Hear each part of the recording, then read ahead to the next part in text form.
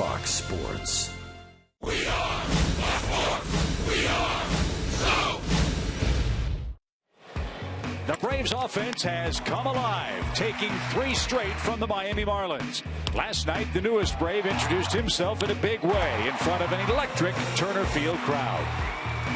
It couldn't have been a better day. I mean, we had all the Braves legends from years past. The place is packed out, man. I got excited out there at second base. The crowd and the fans were amazing to me today. I don't think I've touched the ground all day long. Big win. You know, that's all I really care about, man. It's just wins. That's it. Hopefully we continue a lot more of that.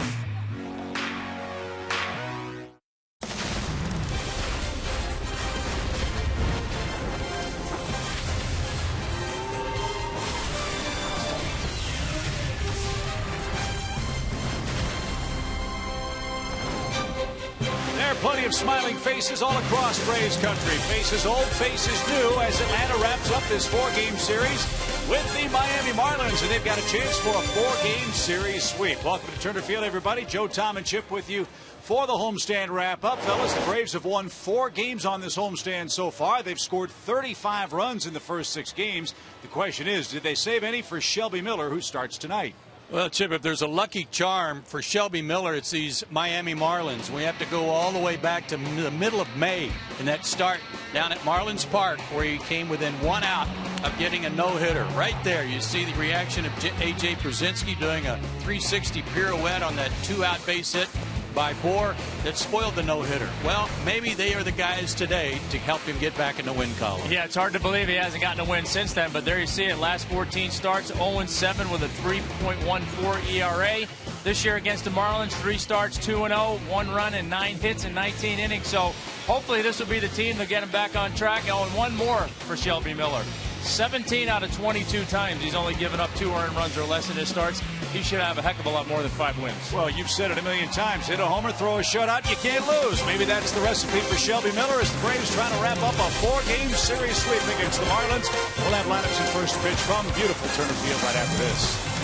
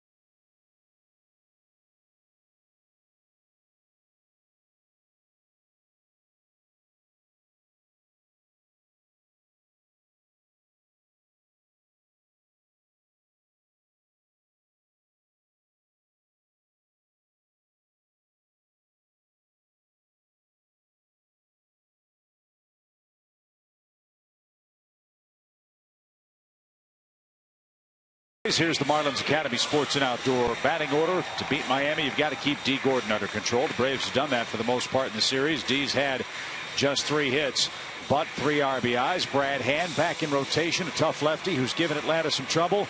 And Shelby Miller, you know of his winless woes. Perhaps today's the day he breaks back into the win column. Tom. Let's hope. 22 starts in the year, 5-8 with a 2.4 ERA, and like we've talked about, he has just not gotten any run support. Should have a much better win-loss record than that.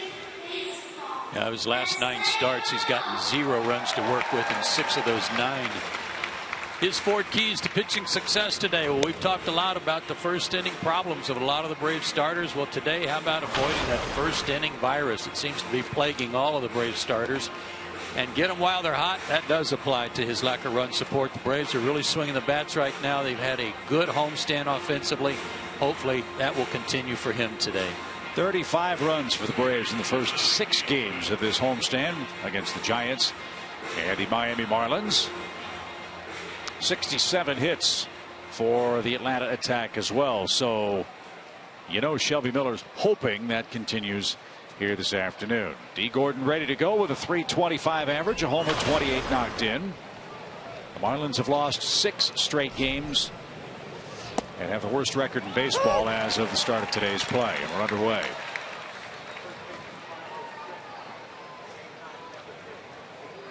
.90 degrees at 5:06 Eastern time when we start.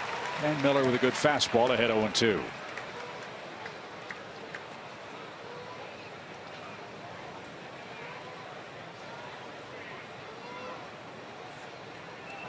And 3 pitches takes care of D. Gordon. That's how you like to see Shelby start the day. And here's the defense behind him in the series wrap-up. Lefty on the mound means Johnny Gomes gets a start. Maben in center, Markakis in right. He's red hot. Swisher starts for the second straight at first. Peterson, Simmons, Adonis Garcia at third base, and A.J. Brzezinski, equally hot, is back in harness behind the plate.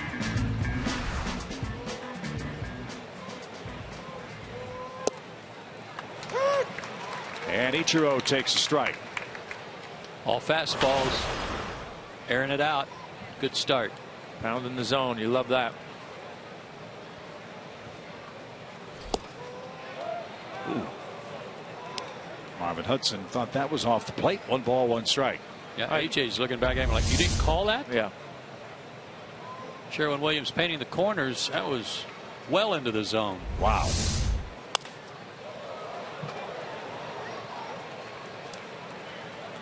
But all's right with the world. It's a 1-2 count now. Ichiro, a lifetime .315 hitter. 2,908 major league hits.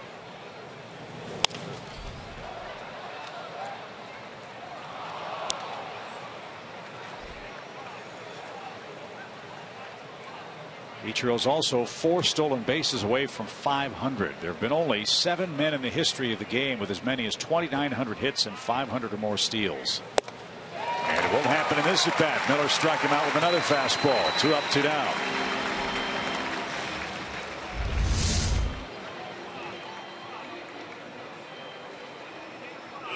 Tardy. Yeah, a little up in the zone, blew it right by him. Trying to inside out, go the other way. It's hard to catch up with that high fastball.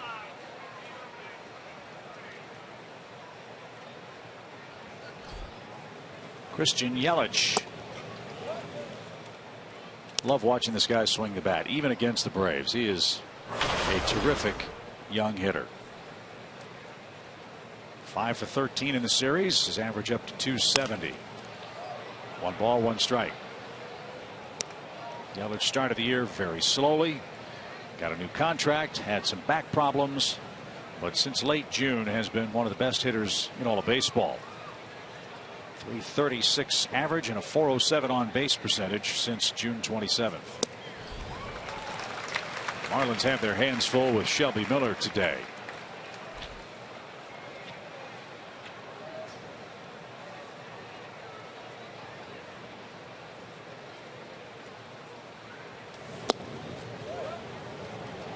Two balls, 2 strikes. Yelich is 23 years old. Out of Thousand Oaks, California.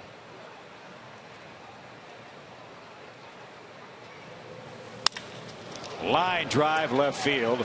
That's a base hit. Maben will track that down off the fence. And Yelich with a 2-out, 2-strike double is aboard in front of Casey McGee. Breaking ball.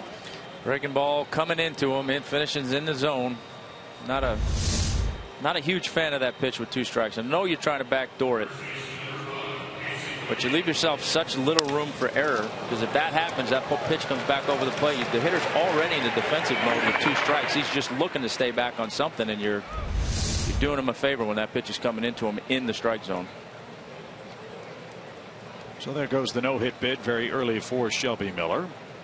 And now he'll have to retire McGee to keep the Marlins off the scoreboard. McGee at 211, 2 homers, 15 knocked in.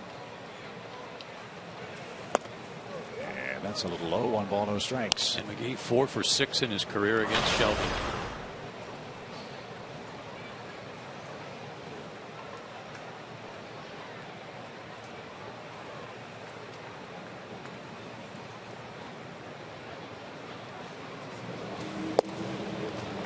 That caught a corner.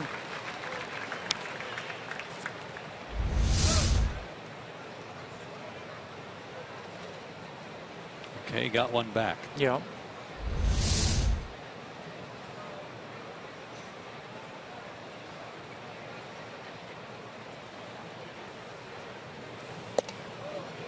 Tried to go in there again, but missed. 2 balls, 1 strike. Braves start play today, 8.5 games out of first. The Mets have already lost today. Tampa Bay beat them 4-3. Washington also lost today to Colorado. That was a 6-4 finals. It could be a very productive day if Atlanta can finish off the sweep. And a fly ball, long run toward right. Markakis can't get there. It's in the stands. And it's 2-2. Rockies got 2 runs in the 8th inning off Drew Storen to break a 4-4 tie. And the Tampa Bay Rays handed the Mets their 2nd straight loss. Mets led that game at one point. I know 3-1 at least. Bartolo Colon could not hold it.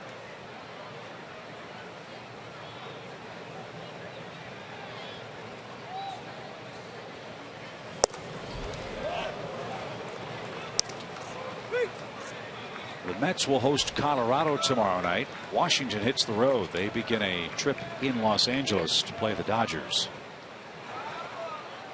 Braves are off tomorrow.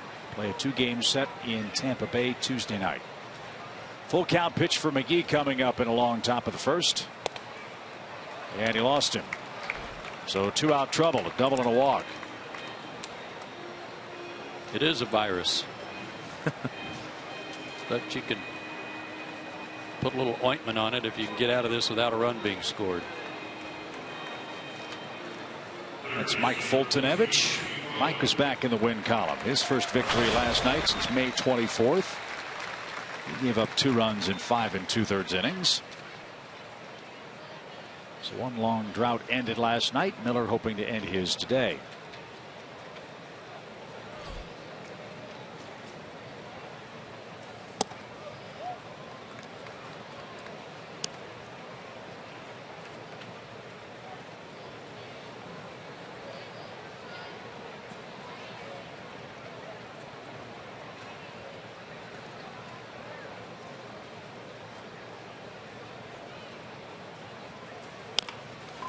Swinging butt by Martin Prado, and that is going to trickle and roll foul.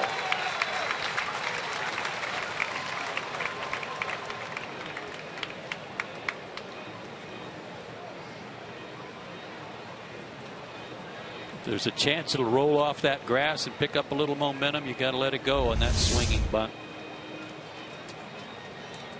Smart play by Adonis. Yeah, there's only chance they had. They weren't going to throw Martin out.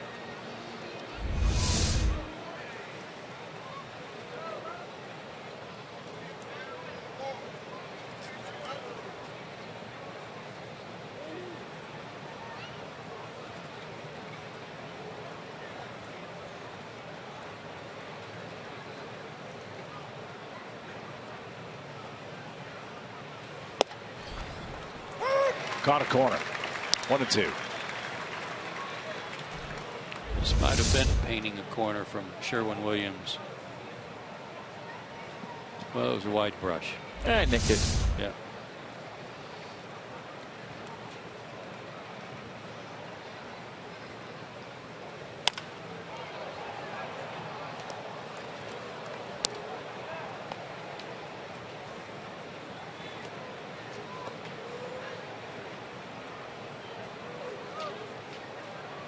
Martin, a very popular player here in recent seasons, and still gets a good hand when he comes to the plate, even with an opponent.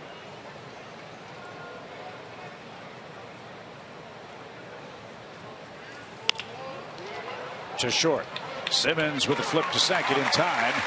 And that is the inning. 24 pitches for Shelby Miller.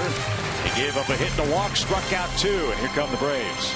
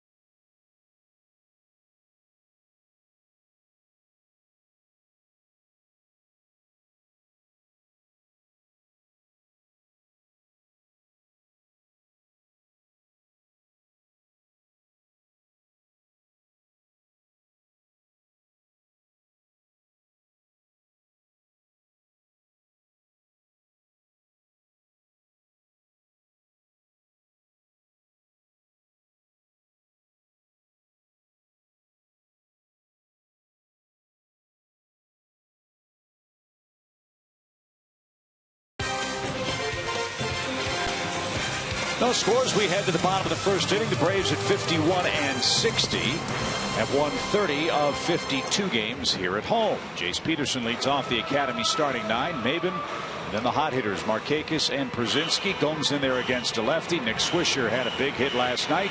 Shelby Miller pitches, hits ninth, and hopes there's a parade of runners ahead of him when he comes to the plate here in the first. Yeah, no kidding. Brad Hand, lefty, making his 5th start, 29th appearance on the year, 1-2 record with a 4.71 ERA. This is his 2nd consecutive start, I think. So having a little bit more time here out of the rotation. See how he does with that.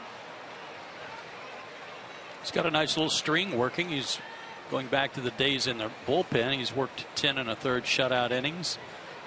And against the Braves this year, including a start, 8 innings of 1-hit shutout ball.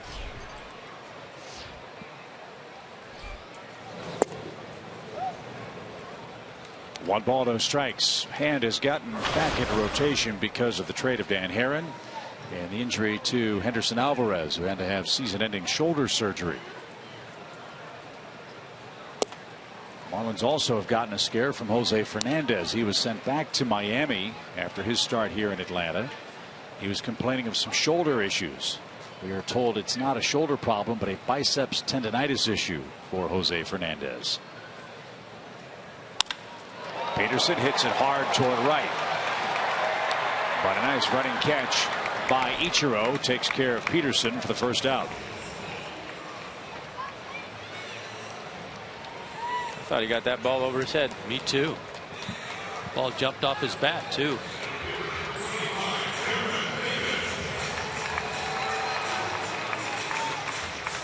Cameron Maben's had a good series. He's 5 for 12 against the Marlins.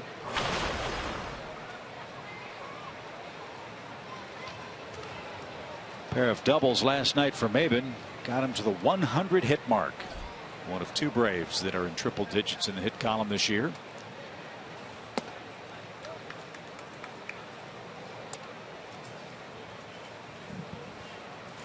Third time Cameron's had 100 or more hits in a big league season. His career high 136. And he hits another one toward right, and Ichiro's got it. 2 outs. Get one out there toward the gap again. I think he's tired now. He's 41 years old. I don't think he can go get another one.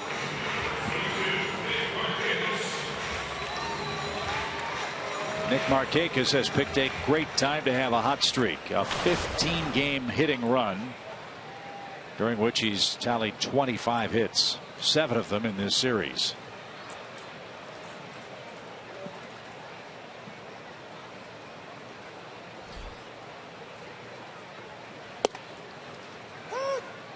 No balls and a strike.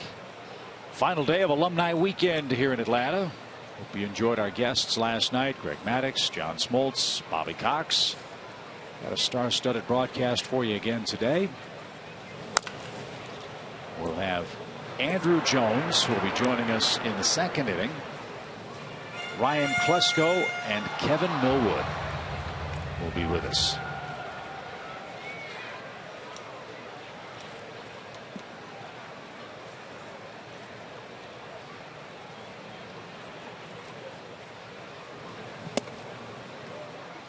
Upstairs, 1 ball, 2 strikes. Hence fastball is low to sometimes 93, 94, low 90s to 93, 94. Change up, and then his slider and curveball are his 3rd and 4th pitch. Popped up left side. Martin Prado drifts out. Echeverria joins him. It'll be the shortstop near the line. And 3 up, 3 down sends our game to a scoreless 2nd inning.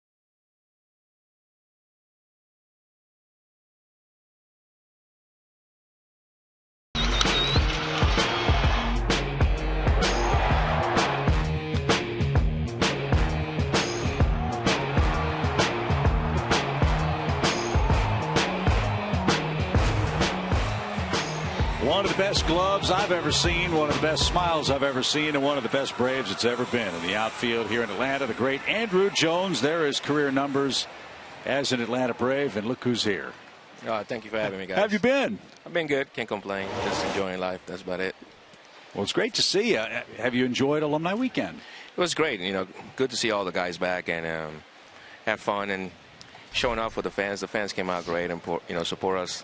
It was a great softball game yesterday, and Friday was good to see all those fans and come and get autographs. And today we did some sections, so it's good to be back and see some good baseball.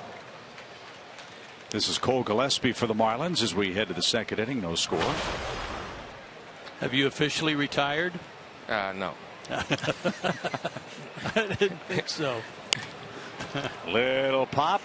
Peterson going out. Diving try. Couldn't get there. And Gillespie dumps a single to lead off the 2nd inning. So I assume everybody's got your phone number that needs it? I I tried this year. Nobody. I mean, I had a couple of phone calls, but nothing that was very interesting. I just wanted to just go to spring training and give it a try and see what happened. But you know, I'm going to give it one more try next year, and if I don't get it, I will retire. This is JT Realmuto, the Marlins catcher. All right, what's your favorite moment as a Brave? I'm sure there are 1,000 of them, but if you had to pick one, what would it be for Andrew Jones? Wow, the first year that I got called up to the major league, I think that was so. I mean, I never thought I was going to be there that year. So I was in A-ball, just trying to win a championship over there and get a chance to come to the major league and you know, win the division and the national championship was awesome. So I think that was the best year of my career, you know, playing with the Braves. I mean, I know I had a lot of them, but I think that was the biggest one, and get a chance to play in the World Series. And you did okay at the plate in the World Series, huh? A lot of people didn't know me, so I think I took advantage of that. Catch him by surprise. Yep. So, Tommy, what was it like from your perspective? You see this teenager coming out and playing center field for you and doing what Andrew Jones did. What was that like? Well, I think we all marveled right away, obviously, at his defensive skills. And then the offensive side of it certainly came along. You know, the funny thing, bad thing for me, I guess, was that game, the series in New York in '96 to open up the World Series where he hit the home runs up there. I didn't get to see him. I was on a plane flying home because I was pitching Game 3, and I was getting updates on the plane coming home. And you know, Andrew Jones hit a home run. I was like, oh, really? Andrew Jones hit another home run. No way. So it was pretty neat to hear it, but I wish I got to see it. It was fun, though. It was. I mean, I wish we could have won it, but it was a great memory for me. I think get a chance to get in the first World Series right the first year. It was awesome. I remember you almost climbing into the seats in left field on that home run hit by Jim Leyritz. Garcia, nice play at third, runner to second. I mean, he climbed up over the fence and almost started climbing up onto the bleachers. Well, I know right there he made a mistake, and I was trying to help my team. You know, that's about it. I wish it was a little closer so I could have made the play, but you know, hit the ball very well that bad. Well, look at young Andrew Jones. Wow, it's making me look old now.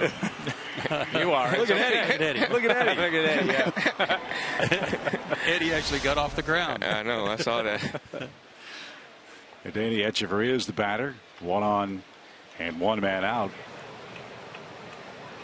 Echeverria, terrific young shortstop. And a few struggles in the field here in Atlanta, and takes inside ball 1. I had the good fortune of seeing Ken Griffey Jr. break into the big leagues and watch him play center field early in his career. But when I saw Andrew, I had to change my vote for the best center fielder I had watched play. And that's about the best compliment I can give you.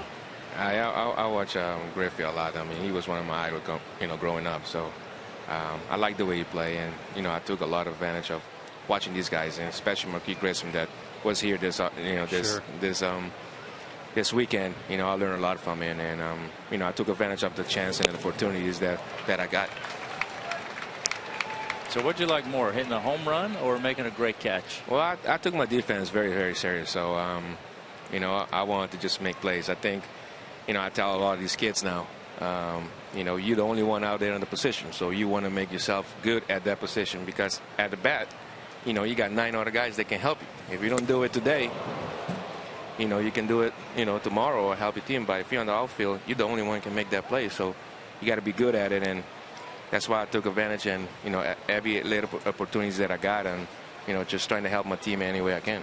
Was the Spider-Man catch your best catch in your opinion?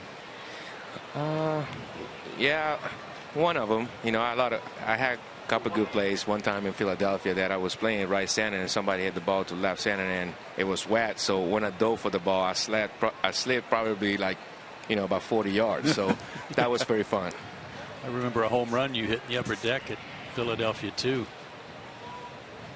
3-1 pitch, runner at third after a wild pitch, and Shelby's not got real good command right now. Here's Spider-Man catch. Andrew, walk us through this play if you can. Hey, Smoltz was pitching right there. Yep. Smoltz was my favorite pitcher, by the way. He gave me all the fly balls. So I had a chance to make a lot of plays for him. But you know, that was a great game. I just, like I say, I went out there trying to make a play every time I can and help my team win. One of those plays that I made for Glavine, I think, for a shutout in Montreal, that was a great play, too. Yeah, we just showed that a little while ago. Got that one, too, for you. I said to these guys, when that ball came off the bat, I said, oh, crap. And then he caught it, and I said, oh, my God, how did he catch that?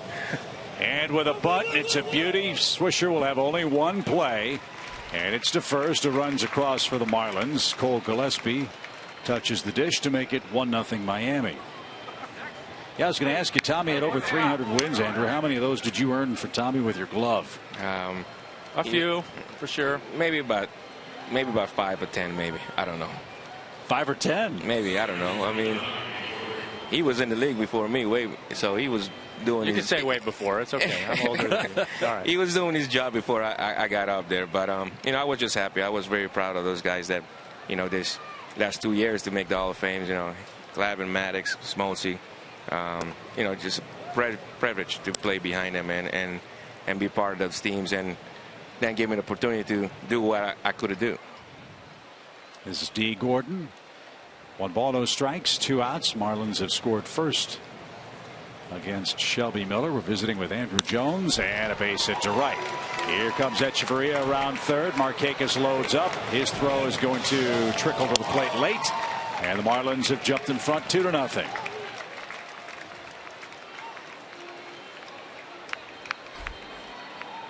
So a leadoff hit, a walk, a wild pitch, and then a 2-out single has given the Marlins a 2-run advantage. That's the bad news. Let's take a look at this happy highlight of Andrew Jones. Look how far you ran to get this. Yeah, I remember Chipper was playing left field back then. I had to get a lot of help by him. Yeah. Well, how about when our next guy comes in another inning or two? When Rhino was out there, he had to play left and center when Rhino was out there. Well, I had great times. I think that would kind of make me, you know, who I was as a center fielder. So I had to, you know, tell him just cover the line and take care of the rest of them. Ichiro Suzuki bats. 2-0 Marlins. Ichiro struck out his first time up.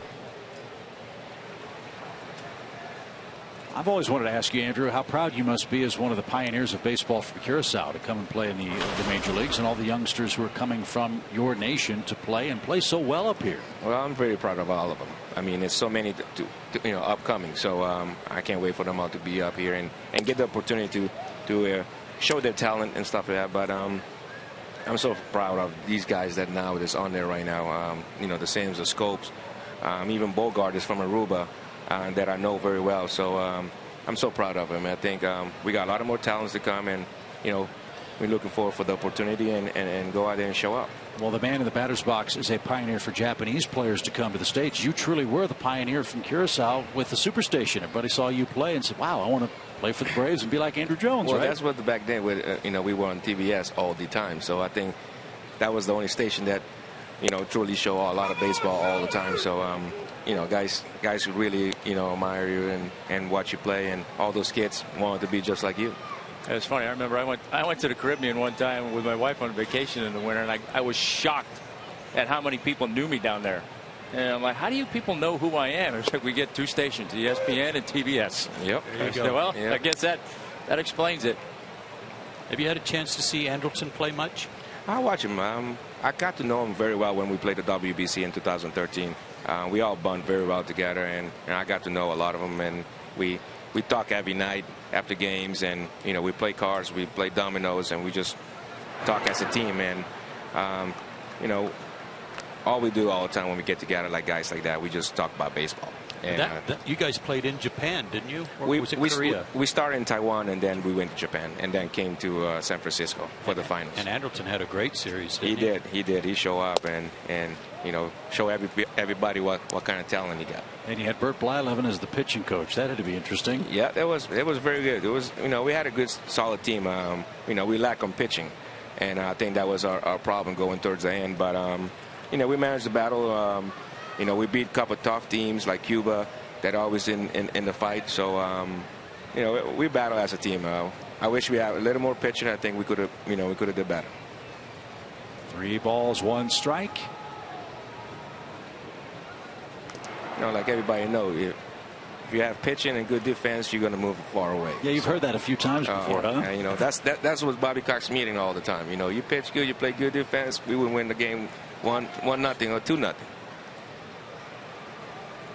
Bobby had to be a big influence on you as a young guy in the big leagues. I know he could be tough, but you had to learn a lot from him. Well, I learned a lot. You know, he showed me. You know, he told me a lot of. He showed me a lot of things to, you know, take care of yourself and go out there and play hard every day. And you know, we had a lot of stuff going on. You know, that it's those things that just grow up as a young player. But you know, he taught me a lot of stuff, and he gave me the opportunity, and I'm very very appreciative and humble about it, for him to give me a chance to go out there and play the game that I love.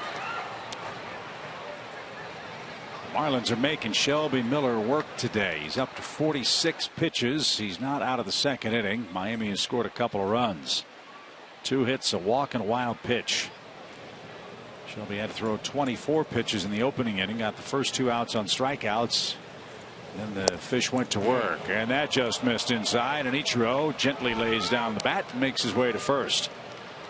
And another long inning continues for the Braves right-hander. So you're going to try to give it a go in spring training next year? I'm going to start workout probably in a week and see how the body react. You know, I still love this game. I mean, that's all I know from, you know, my whole life. You know, I've been playing it since I was a little kid. Came to the United States at a young age, so that's all I know. So I'm going to give it another chance, and if it don't happen, you know, I just have to hang it up and say it was a good career. I was to say, you look about 26. I mean, come on, you look in good shape. You look terrific. I only just look like. Well, here's what can happen. I mean, you get an opportunity, you make somebody's club in spring training, come back here the next time you play at Turner Field, we'll say, well, the last time we saw Andrew, he hit a home run in a softball game here. Yeah, that's right. Well, I mean, you know, I'm going to give it a chance and see what happens. You know, I feel like I still can help a team in a way. I had 2 great years in Japan. I love it there, but I wanted to play here and just finish my career in the MLB. So that's why I gave it a try this year, but I'm going to give one more try, and if it don't happen, you know, I'm taking it to the house. Well, that's what Swisher will do. Andrew, it's great to see you, man. All right. Appreciate all you did for the Braves. Good luck on the comeback. Right. Hopefully we'll see you. Who knows? Maybe you'll be a Brave once again. Maybe. Doors always open here. Andrew Jones, one of the greatest Braves of all time. 2-0 Marlins as we head to the bottom of the second inning.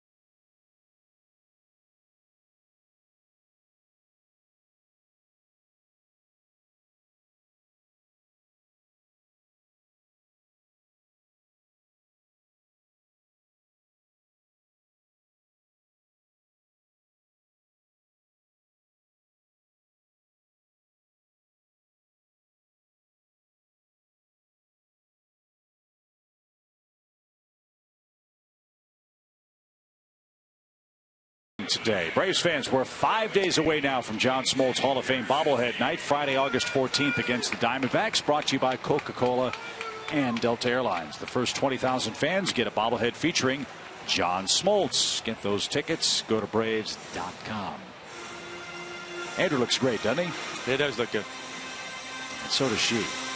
Wouldn't surprise me at all to see him be given an opportunity by somebody. He's got to get himself in shape and show what he can do again. It's probably more about his legs than anything else. So Brad Hand has been handed a 2-0 lead. And A.J. Pierzynski will go to work first.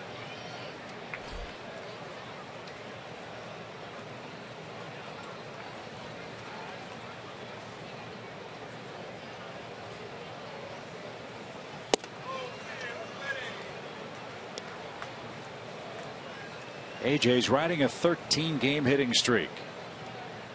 He started the season with a 13-game hitting streak.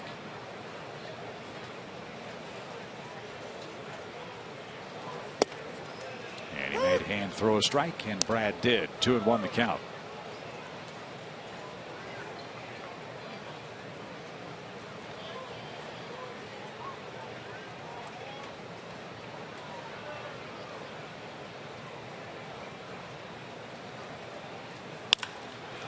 Line drive toward left, and that ball carries out to Yelich in left, and the Gold Glove outfielder for the Marlins hauls it in. There's the first out.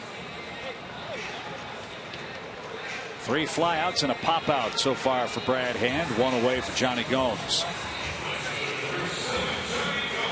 Yeah, it's interesting that last night, well, the first 3 games of this series, Yelich was in center. Last night Gillespie was in right field. They play Suzuki today and put him in right, but they move Yelich to left and have Gillespie in center. That's an odd one to me. Well, he must have some range or something to be playing center field over Yelich. Yep, because he can go get him. That's high to Gomes. 1 ball, no strikes. Johnny at 211, 4 homers, 15 knocked in.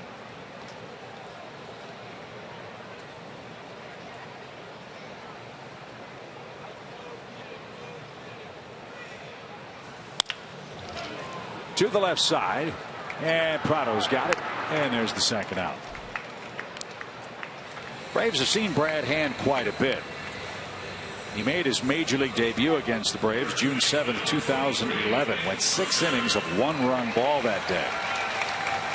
And he was the man that pitched in relief of Matt Latos in what was a disastrous debut for Matt Latos down in Miami. He was awfully good. 1 hit over 4 innings and 1/3 of relief. So nice cheer for Nick Swisher, who broke in with the Braves last night in very impressive fashion. Made a great play at first. Had a 2-run scoring double in the 7th. Broke out the tomahawk chop at second base. Rang the bell in the locker room. Had the word y'all added to his lexicon. And the Braves won the game. Yeah, it looked like he had a fun night. Great way to break in with a new team.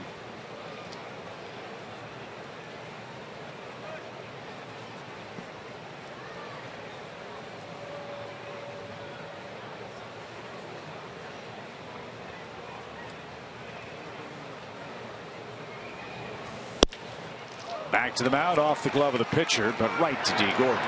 And that'll retire the side. 6 up, 6 down for Hand. He leads 2-0.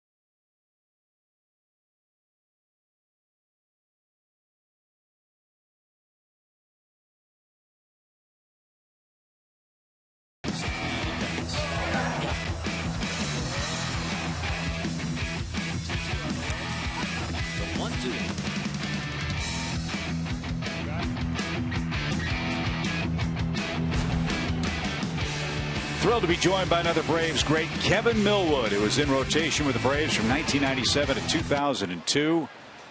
17 games, won or more 3 times, including the 1999 National League All-Star season, and a big-time postseason pitcher. Kevin, good to see you, man. You too.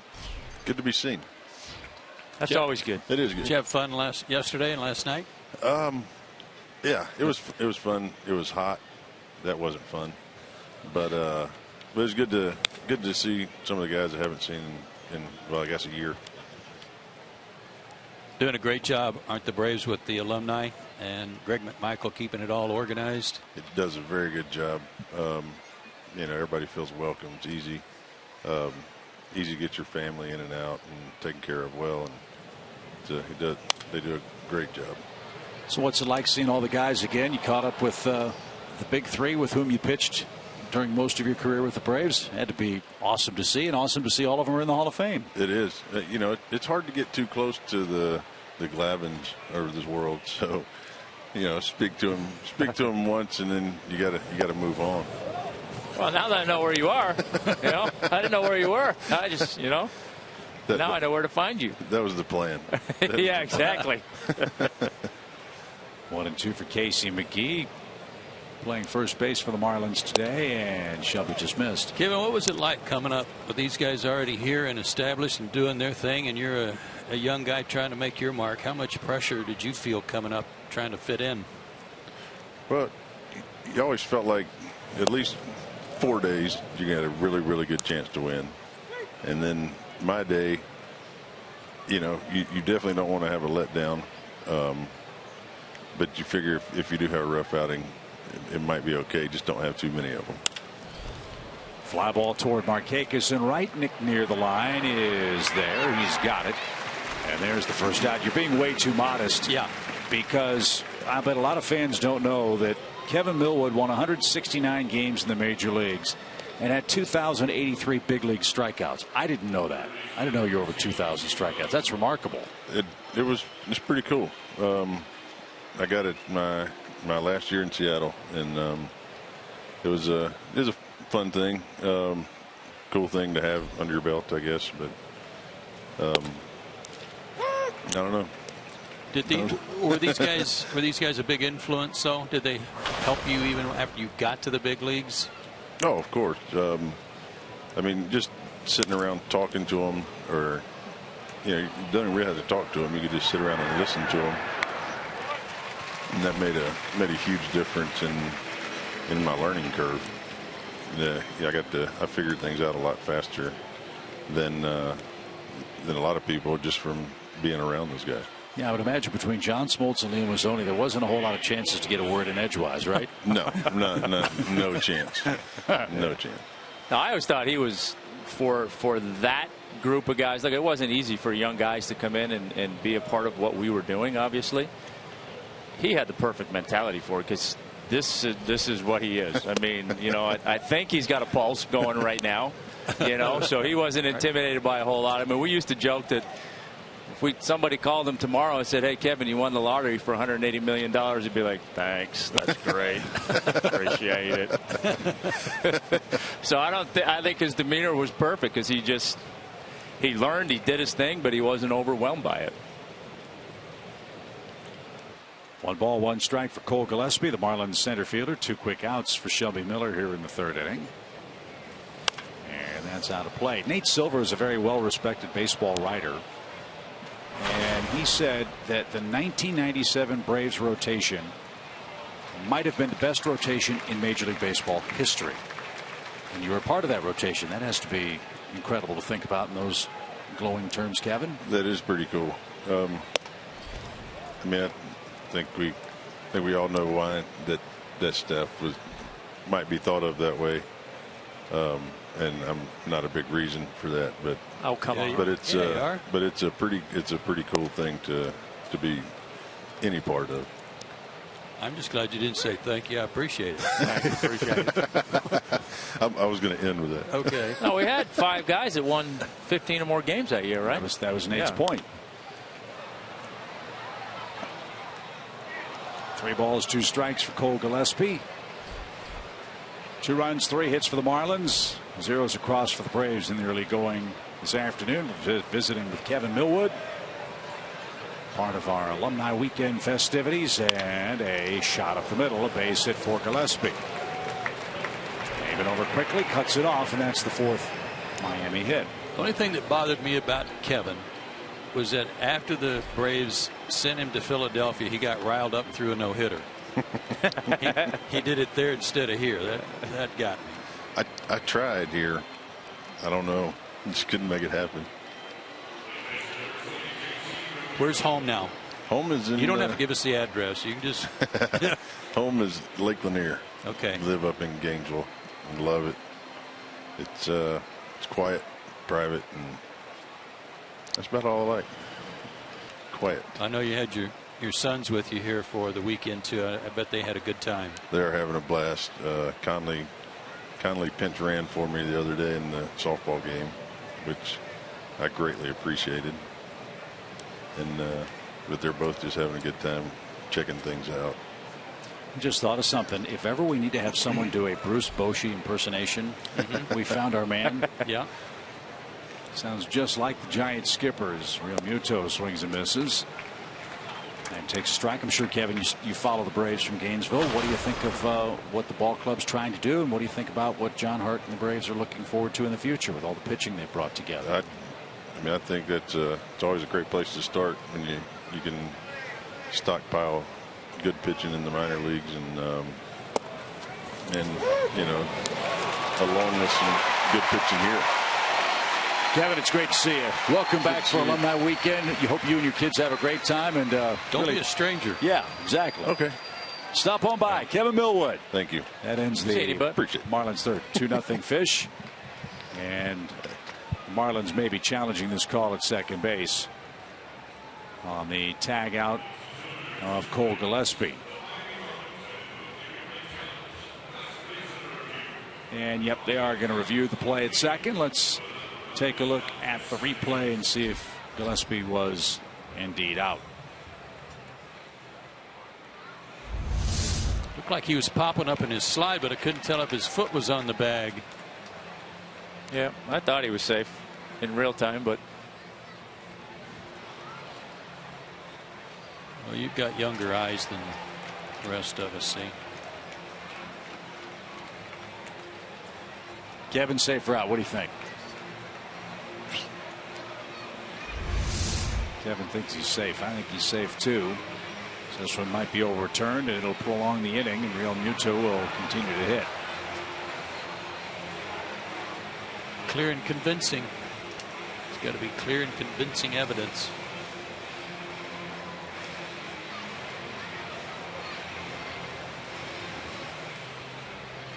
Jay made a strong throw.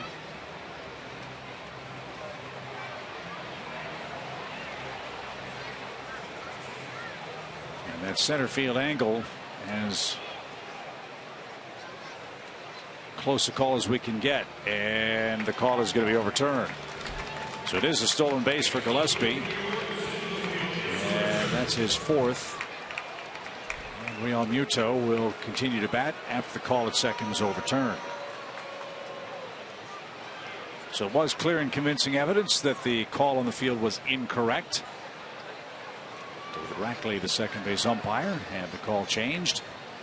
And now it'll take another pitch at least for Miller to retire the Marlins catcher. No balls, 2 strikes. Now to play foul. Warm, breezy day in Atlanta. 90 degrees at first pitch. Wind blowing ever so slightly toward left field today.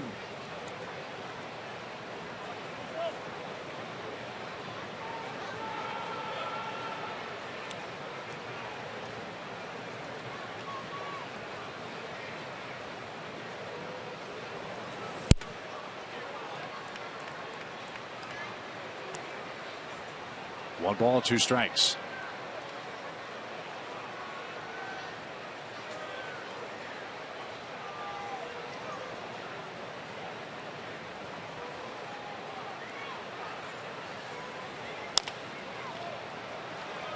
I hate to think that one pitch took a little starch out of him. but he was on such a roll in the first inning, blew the first 2 guys away, got ahead of Yelich, and then tried to throw that backdoor slider. Since then, it's been a real chore for him. Yeah, no, I've been thinking the exact same thing. He got the first 2 guys out pretty easily, and then since then, it's just nothing's been easy. 1-2 pitch. Well, 2 starts ago up in Philadelphia. He had a 10-pitch at bat with a double Herrera on a hot day. Yeah. And that prolonged a first inning, and it was a struggle for Shelby at Citizens Bank Park. And, you know, who knows? I mean, I'm not going to say that this is what's going on, but when you're going through what he's going through right now, he gets out to that good start and a little bit of difficulty in the first inning, gets out of it, and then gives up 2 runs. Right now, he's going to be thinking, I just lost the game the way things are going. Right. So now he's trying to be perfect and not give up any more. High hopper. Adonis has it. Got a sure grip and made a strong throw. Good play. Once again, Kevin, thanks for being here with us. You got it. It's a pleasure. Kevin Millwood with us on Alumni Weekend. 2-0 Marlins. Braves coming up in the bottom of the 3rd inning.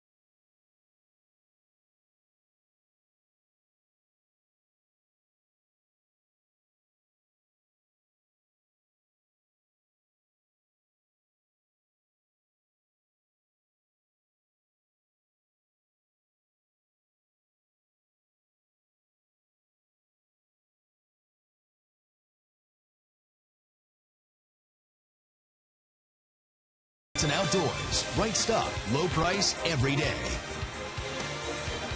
2-0. Marlins have a 3rd inning lead. It's 6 up, 6 down for Brad Hand. He'll face Garcia, Simmons, and Shelby Miller for the Braves today. Yeah, Hand hasn't had to work hard at all. 2 9-pitch innings. I know we've given a lot of love to Greg McMichael for Alumni Weekend, and we should, but I got to take a minute and give a little love to Brian Lapidus, too. He does a great job in addition to Matt getting these guys in and getting guys involved in the community.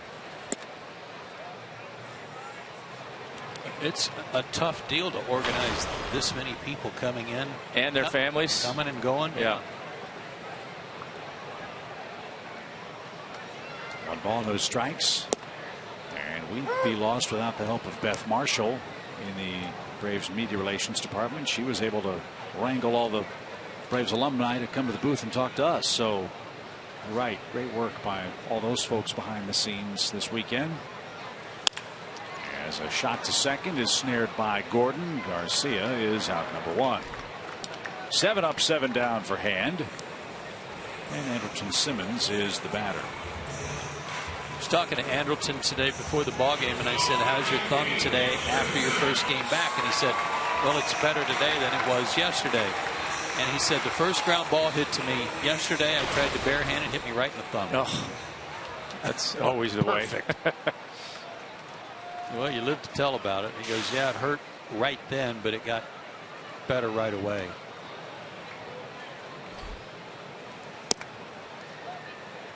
One ball, no strikes. Braves try to finish off a 4-game sweep. They'll have to come back to do it against the Marlins today. 2-0. The Fish have the lead. And a line drive foul.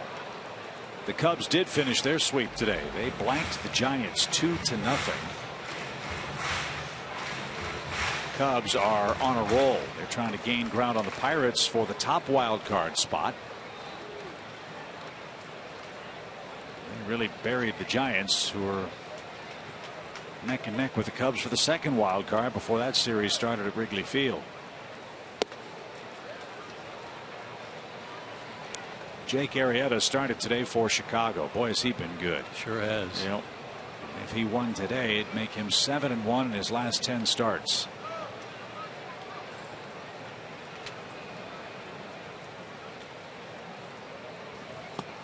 Phillies are winning again. They're beating the Padres 3-1. Pete McCannon had the greatest line of all time.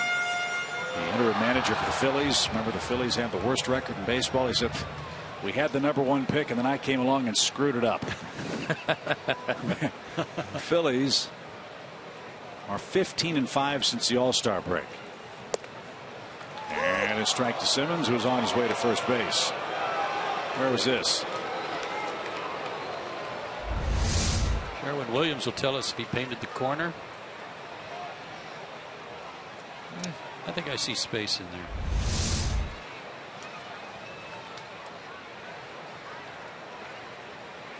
It's close.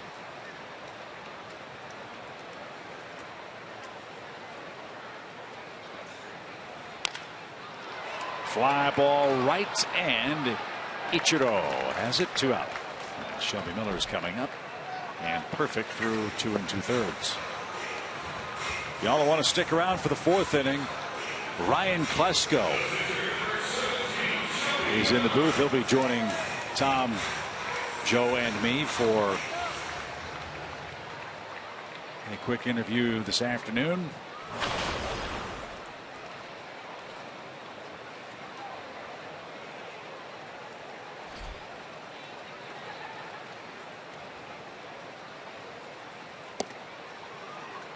Strike 1.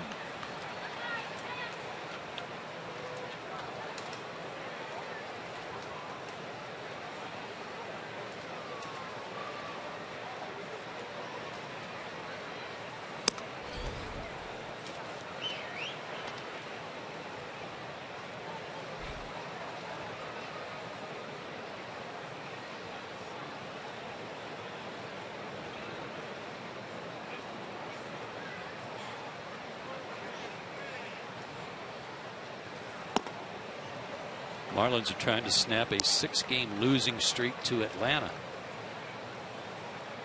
Braves have won 10 of 12 this season against the Fish.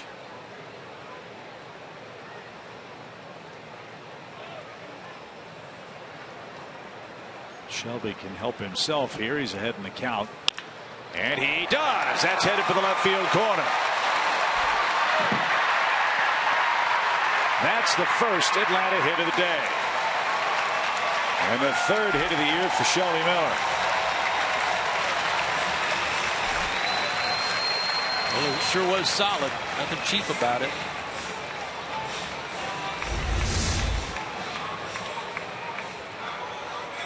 Yeah, those are the ones the pitchers like. Fastballs, middle.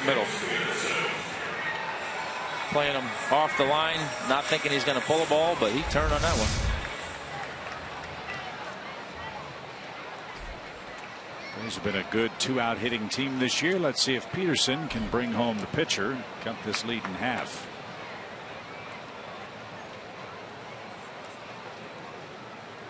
Jays hit it hard, but flying out to right.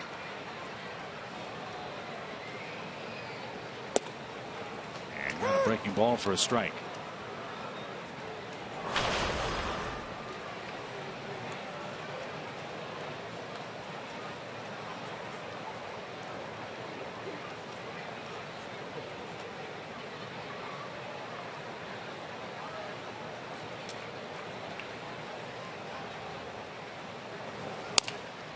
Bounding ball to first, and that's going to end the inning. Shelby Miller breaks up Hand's perfect game bid with a 2-out double, but he's left stranded. We go to the 4th.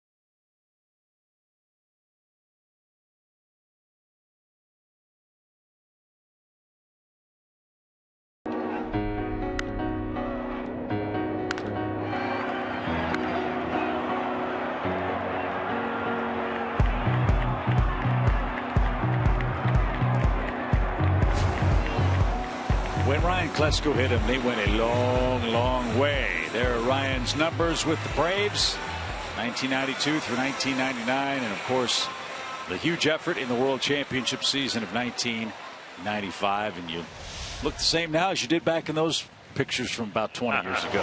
I don't know about that, but thanks. How you been? Doing great. Great weekend. What's keeping you busy these days? Man, a 6-year-old, and I didn't know they started this early until with flag football and then winter league and summer league baseball. I'm like, it's 6 years old. What? I thought they were supposed to be in T-ball now. No, they got coach pitch, and then now the kids are throwing to them. They like breaking balls at 6. I'm like, oh no, heck, I don't remember that. Travel ball, fall ball, lessons. You better get going. So you're around project now. Yeah. So that just real estate projects and some stuff I'm doing with business with some friends of mine. And a 6-year-old keep me pretty busy. It's like, man, you've been retired for a long time. I was like, man, I'm going to go back to playing baseball because this is not retirement. Well, to your credit, no gray hair yet, so it can't be all bad. I'm not talking about the beard. That doesn't count. Ryan, we were talking about, and of course, honoring the '95 World Championship team. It goes without saying you guys had a great year, but a great championship.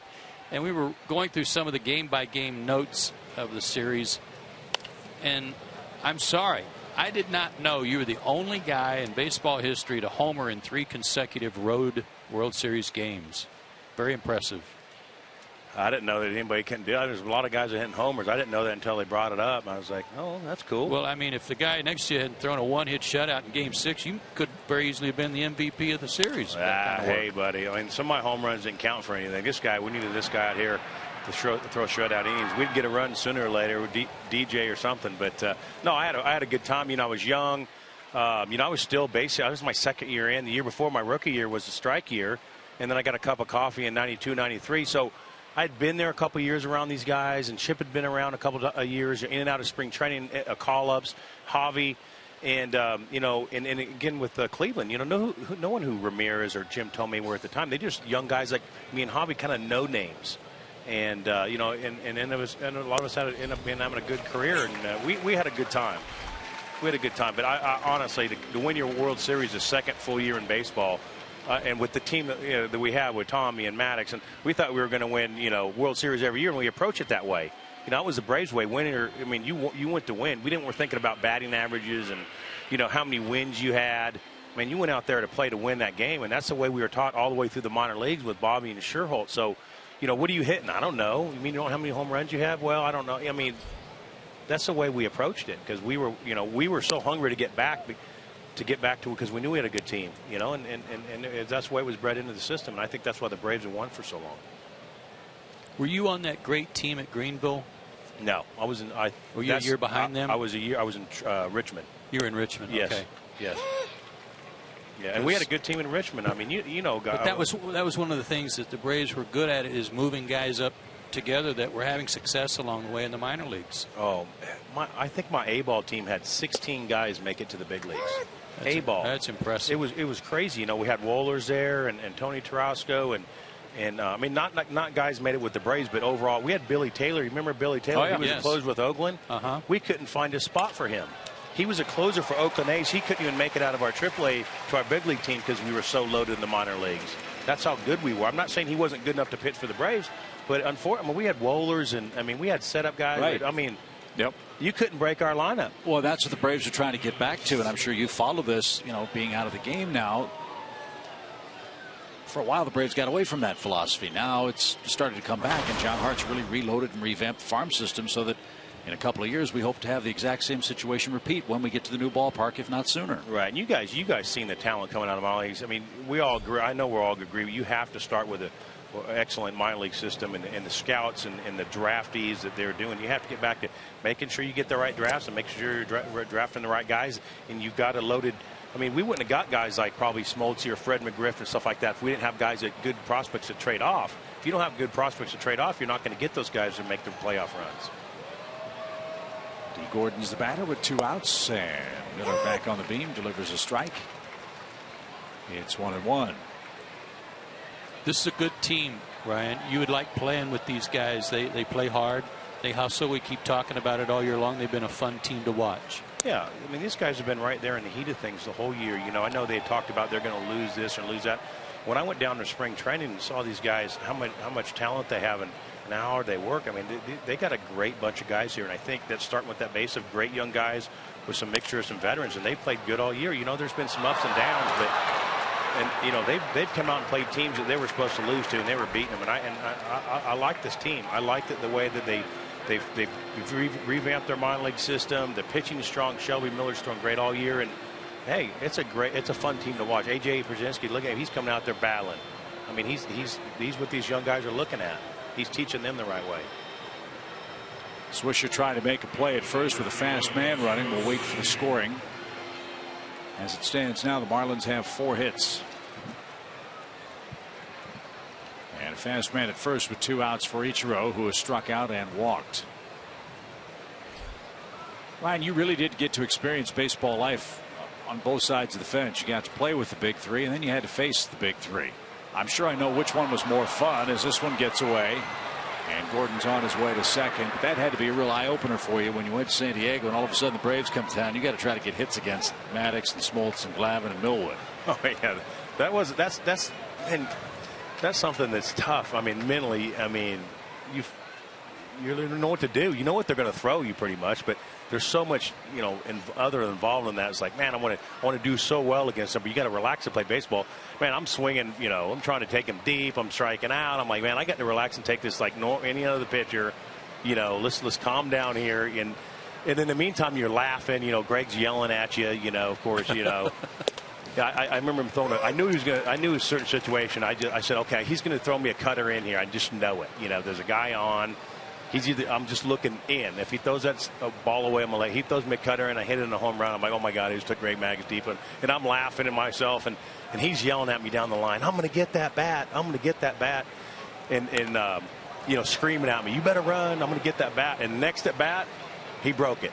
Really? Yeah. And I knew he was going to come in there. And he threw it just enough in where I couldn't pull it foul or pull it. And I knew it, and he threw it like the same home run, but just 4 inches in, and he shattered my bat, and he's yelling, "I told you I was going to get it. I told you." And all I could do was laugh, you know. And when Glav was on the mound, I was like, "Hey, you know, just and you got to try to be serious at the same time. Yeah, that's the hard part. Yeah. And then Smoltz, you know, I'm yelling at Smoltz, you know, I go, "Hey, you still throw 97, mixing a fastball," you know, and he's trying to keep his head down. We're both laughing. He's throwing me sliders and splits, and I'm yelling at Smoltz. I'm doing this to him, you know, and I had fun with it, but after you know, this first few bats goes back to, okay, we got to, you know, I think after a while, it's like, guys, you've been a Brave like 4 years ago. Forget you, you know. Not us. We love watching you play, Ryan. And we love having you around the ballpark. High throw, but Swisher got down to the bag, and that's going to end the inning. Ryan Klesko, great to see you. Glad you're part of the Braves family. Hope you come back and visit us outside of Alumni Weekend, too. Yeah, don't be a stranger. This is awesome. Thanks for having me. Good seeing you, bud. Ryan Klesko, one of the best. How about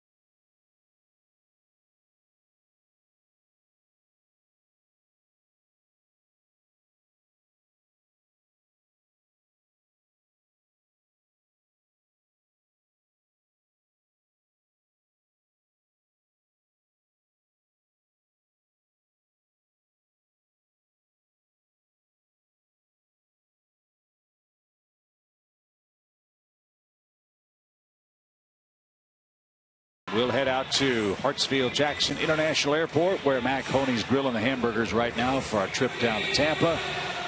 And as always, our friends at Delta Airlines get us from city to city. An off day tomorrow in Tampa, St. Pete. Then a 2-game series with the Rays beginning Tuesday night. Time for something to happen offensively for the Braves. Maben Markakis and A.J. Pierzynski. And Cameron Maben is our Georgia Lottery hitting the jackpot feature. Great numbers against the Marlins. Marlins highest career averages versus a particular team. Marlins at the top for him, 351. So Brad Hand, Tommy, doing what he does to the Braves, but now we enter the second time through the batting order. Well, it's he starts making some mistakes, or we start making some adjustments. Ball 1.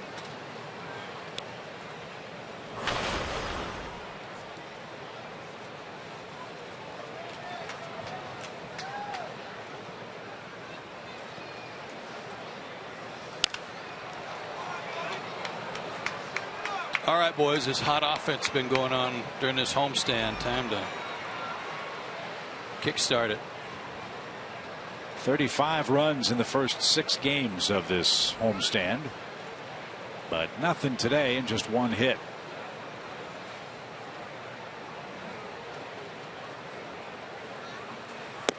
We are still awaiting the scoring on the D. Gordon sequence. I think it's double error myself. I do too. Should be an error on Swisher and a throwing error on Shelby Miller to move him to second base, but none of those have yet been posted.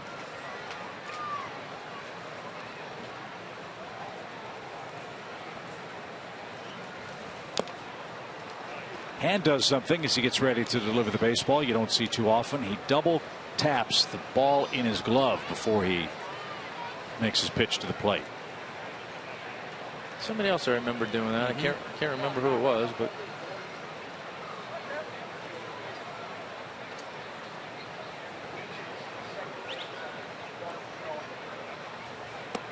and now the scoring decision is in. D. Gordon will be credited with an infield hit.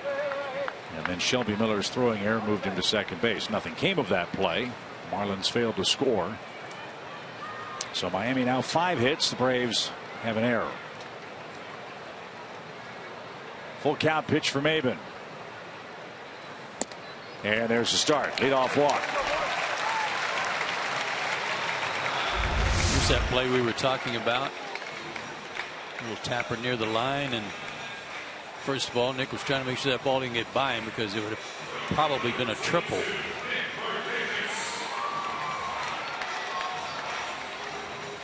then the pickoff, definitely in the dirt, an error.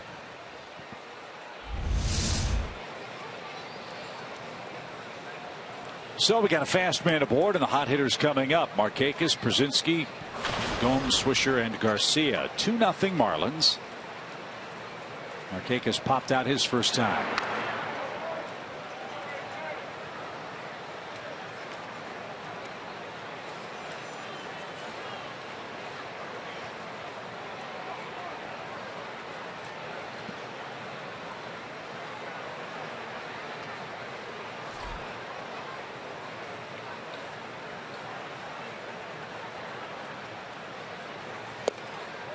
And caught a corner. No balls and a strike. You look at Brad Hand's numbers as a starter, they are not exactly spectacular. Lifetime 5-19 as a big league starting pitcher. Couldn't prove that by what we've seen. Right. And against the National League East, amazingly, he's won 1 of 14 decisions, Tom. yeah, 1 of 13. So he's kind of going against the grain today in that department. He was a second-round draft pick out of Minneapolis. Was the Minnesota High School Pitcher of the Year his senior year. Drafted in '08. Good fastball there. Down, moving. That's ugly. Yeah.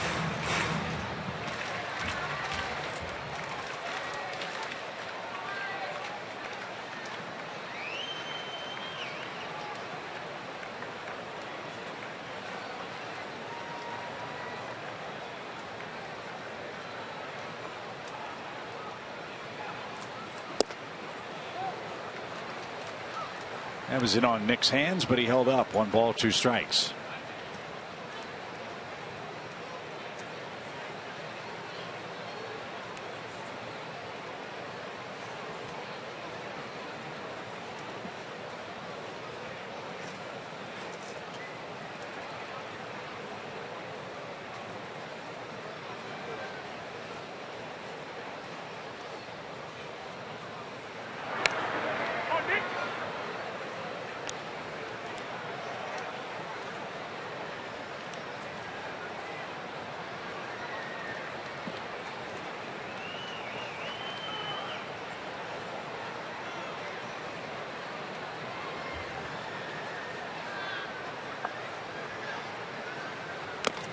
That's tipped and caught, and Markakis is down on strikes. That's Hand's first strikeout today. He made some good pitches to Nick in sequence. Yeah, worked him in hard a lot. Tried to go in there again, but got over the plate a little bit, but up above his hands where Nick couldn't get up to it. Something else about Hand that the Marlins have to like. He keeps the ball in the ballpark. And has not given up a home run now in his last 80 innings. Over 34 outings as a starter and a relief pitcher. However, a long one from Brzezinski would end that streak and tie the game. He is flirting with throwing it away at first base.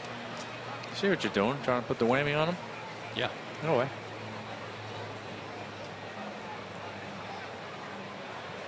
We did that to you a time or two. I'm sure. You were wearing that orange and blue. You know, I don't think Tommy's hung that changeup today. He's gotten through the first inning twice now in his last 2 starts. A new personal record.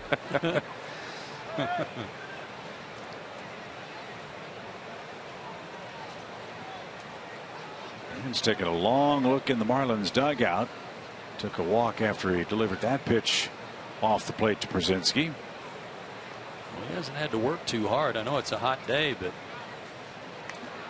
every one of his moves to first, he's been looking home, and the shoulders turn. It's just kind of been a stride to first. When he goes home, it's a real quick leg kick before he goes to the plate. He kind of pops it up under him.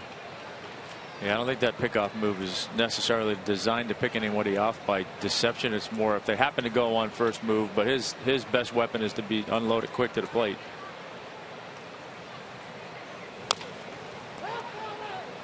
Foul ball at the plate. And the count to AJ, 1 ball, 1 strike. No, hard. That's the best fastball of the day right there. You can control the running game without having a good pickoff move. If you're quick to the plate, obviously you're tough to run on, particularly as a lefty. Vary your times a little bit in terms of deliver the pitch quickly or hold on to it for a second or 2 or 3 or 4. Sometimes you make a hitter call timeout, all to try and not give that runner any indication that he can read something all the time.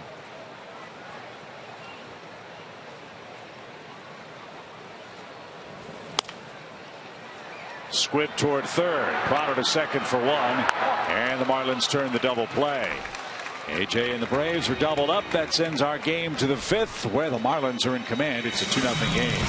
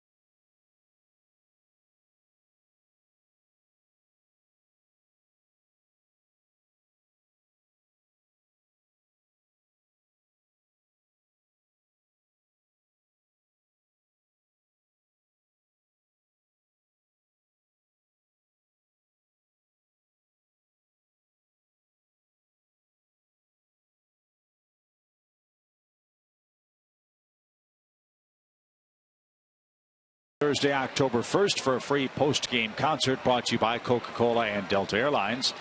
Get your tickets early. They're all available online at Braves.com/concerts. Well, the Marlins are doing to Shelby Miller today what they've really done to him all year, and that is make him work. Miller has pitched past 5 innings against the Fish just once this year. April 8th, 97 pitches and 5 innings. April 13th, 88 pitches, 5 innings. May 17th, a near no-hit game. A 9-inning complete game that took 94 tosses.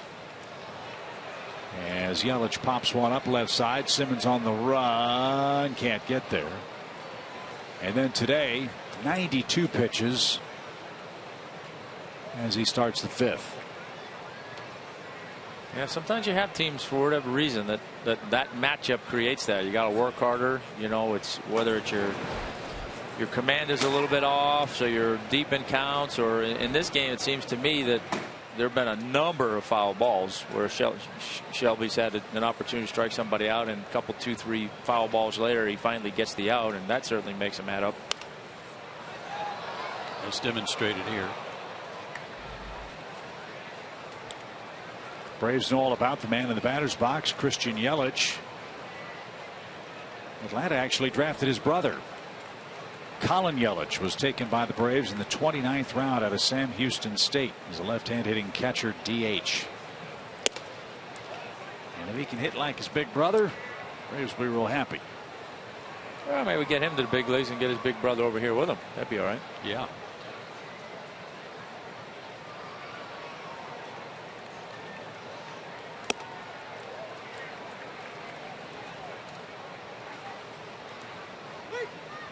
Seems to me that Shelby's been tumbling toward the first base line an awful lot as he finishes his delivery today. And on the days that we've noticed that, Chip, those are the days he's had the toughest time commanding the zone. There's a better delivery. Yelich is down on a breaking ball, 1 away.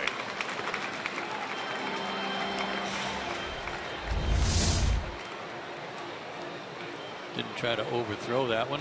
Didn't have a lot of break on it, but enough of an off-speed pitch. Got it. Yeah, change of speeds got him on that one.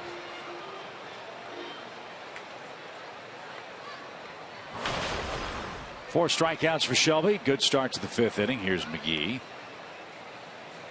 He's walked and flied out. He just broke his bat. Peterson drifts back and has it. 2 down.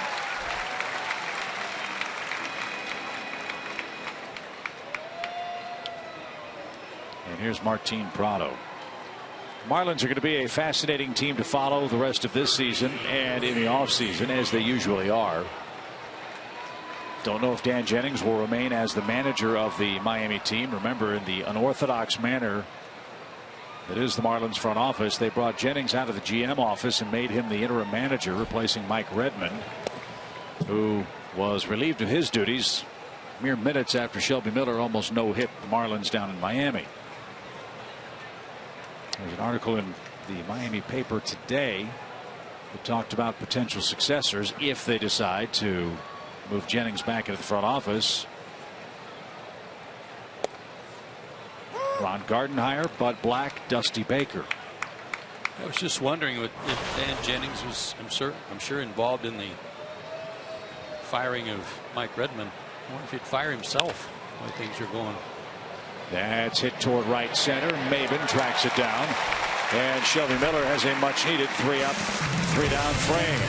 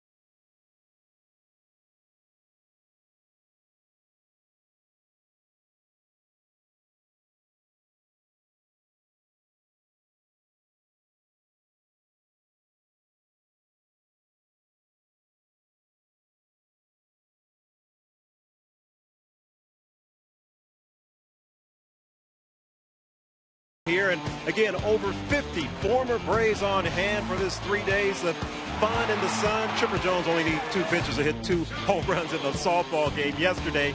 But it's a celebration of everything Atlanta Braves, and of course the 20-year anniversary of the 1995 World Championship team. So it's been great for the fans. It's been great for all of the participants. It's really interesting to see inside our clubhouse and in the dugout. It's been great for the current Braves to kind of meld and see everything that's gone on here over the past 3 days. And of course, winning against the Marlins has been a big part of that too. Chip, need a couple of runs to even things up here today, though. Sounds like a plan, Andre. Johnny Gomes will lead things off in the 5th inning.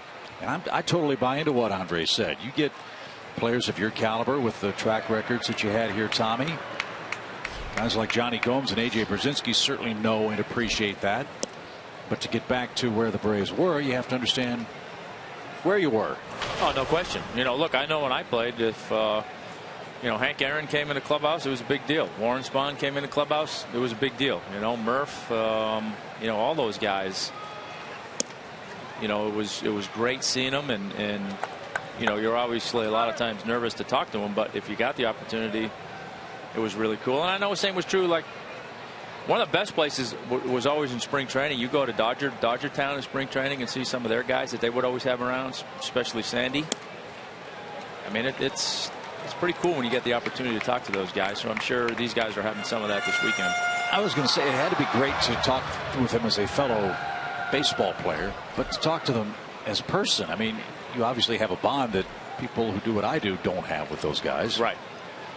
No, and you do. I mean, obviously you have that baseball bond, but that's not necessarily always what the conversation is about. Right. You know? When you get together, well, for the last 2 years, I'll say anyway, it's a lot more to come in Cooperstown. Do you migrate to guys like Steve Carlton and Sandy Koufax the best you can? I tend to a little bit, yeah. Hanging around those pitchers a little bit more. 2 straight pitches Gomes thought might have been low. And now the count's 3-2. Sherwin Williams shows us that was right there.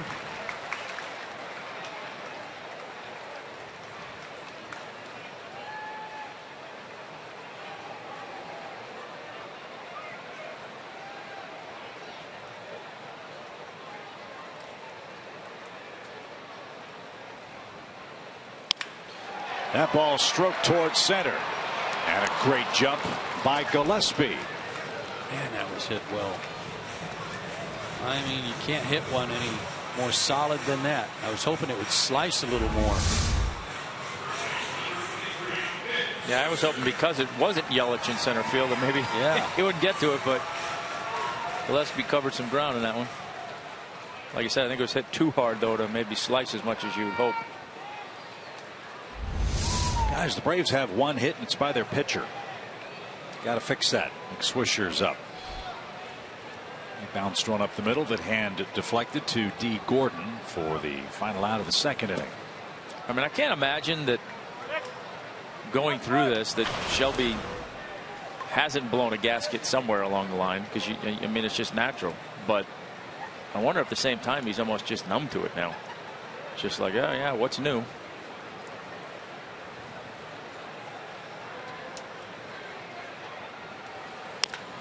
Bouncing ball. That's a fair ball. Good play, Prado. Long throw. Bad throw. It skips away from McGee.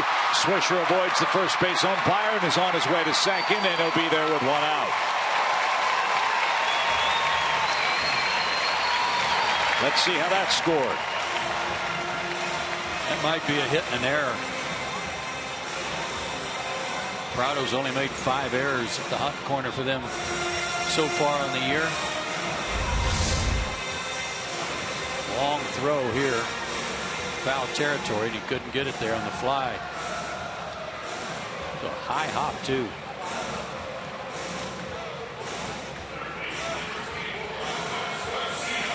That's a 2-base error. Yeah, a good throw would have had him. Yeah, but I mean, I don't understand why that was any less difficult to play than the ground ball D. Gordon hit. I mean, yep.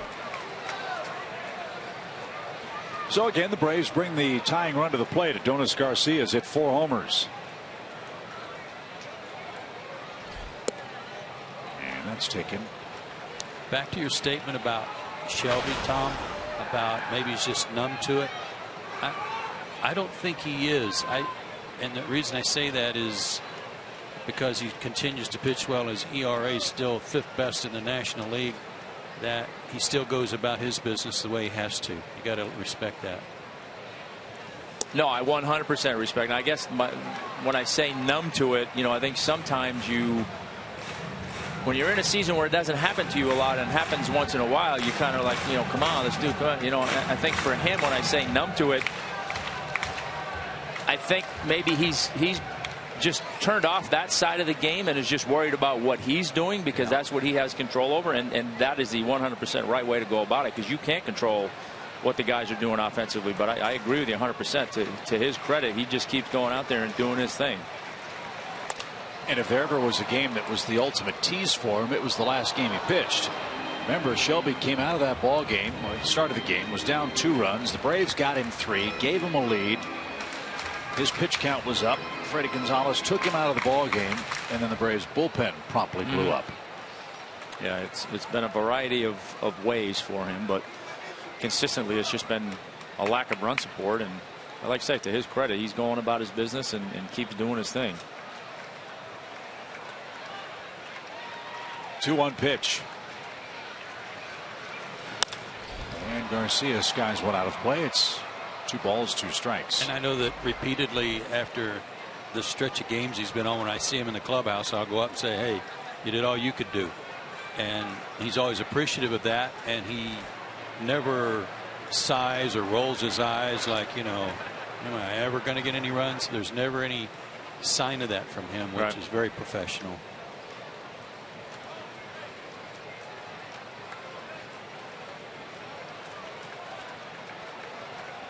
Two balls, 2 strikes.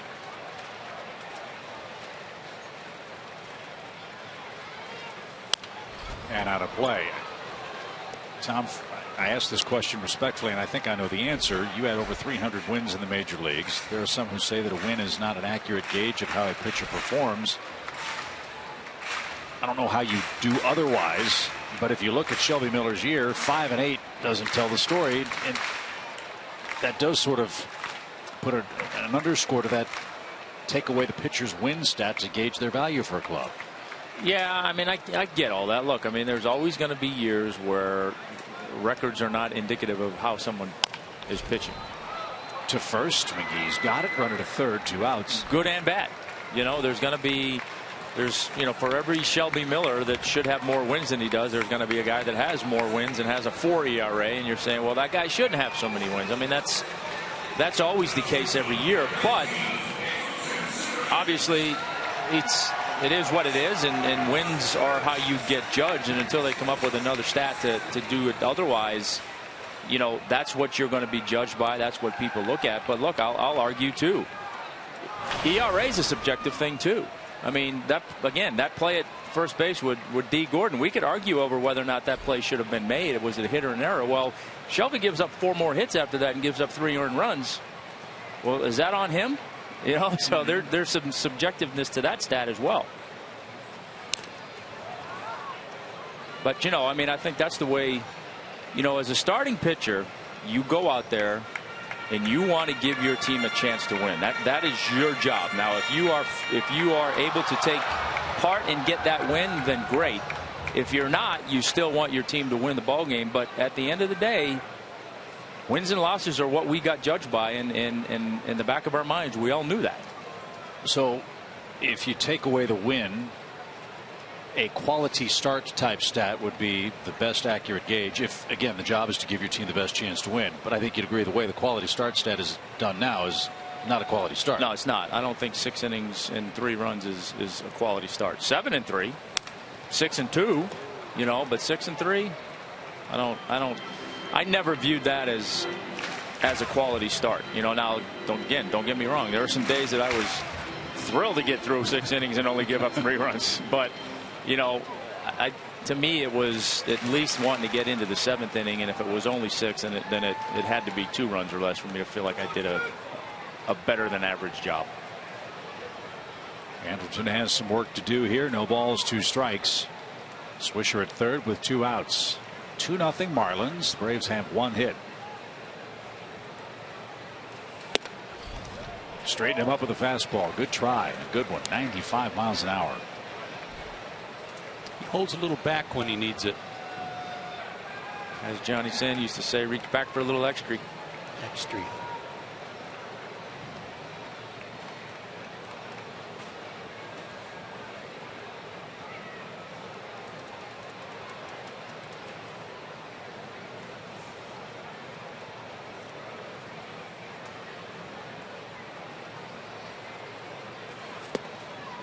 Shelby Miller has been called back to the dugout.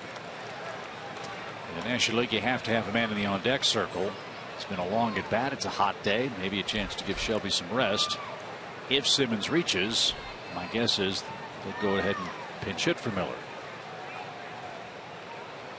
Yeah, I'd be surprised if they didn't.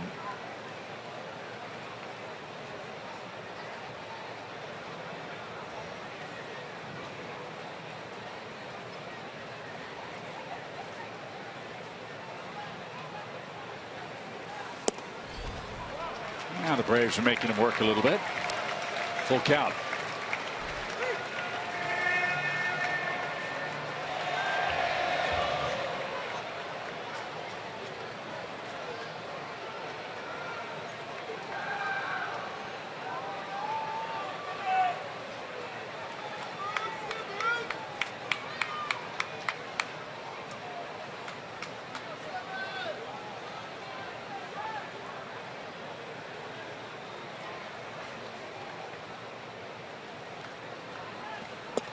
Ball 4.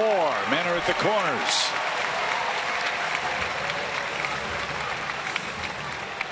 And it will be Yuri Perez with men at first and third. So Miller gutted his way through 5 innings with a high pitch count, struck out 4, allowed 2 runs.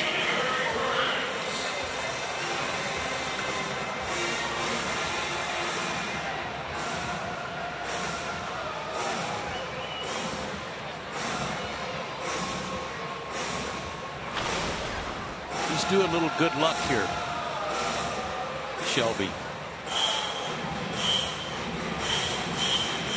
We've seen other pitchers pick up a win when they'd been pinch hit for and trailing. Well, the hard part is you've taken down the one guy in your lineup that has a hit. Yeah.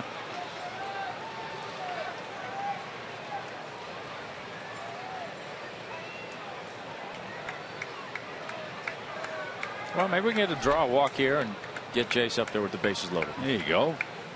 Well, how good he's been with the sacks full of Braves. And a first pitch bouncing ball to third. Martinez got it. Long throw, low throw, and McGee dug it out.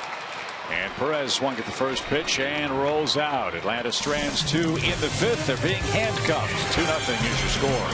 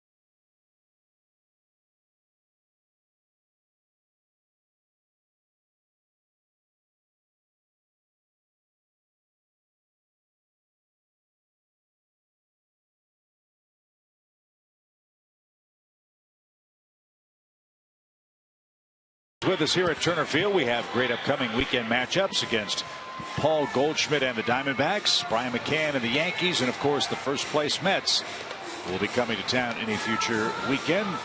As always, Friday night fireworks on the field here at Turner Field. Kids run the bases every Sunday, and the weekend's a perfect time to catch a ball game. Go to Braves.com/tickets and plan your visit to Turner Field today. Shelby Miller out, 5 innings, 2 runs, a couple of walks, and 4 strikeouts. He'll give way to Ryan Kelly. Ryan Kelly, since he came back to the big club, has been in 2 games, but not in this series. He was in 2 of the games against the Giants. Gave up 2 runs on August 4th. Worked 2 good innings on the 5th. 2 innings, 1 hit, shutout ball. So he's had a couple of days rest. Should be ready to go. And he'll face Cole Gillespie. Mr. Gillespie's had himself a nice day today. 2 hits, a steal, and a run scored. Had a good day yesterday. 2 for 4 with a double.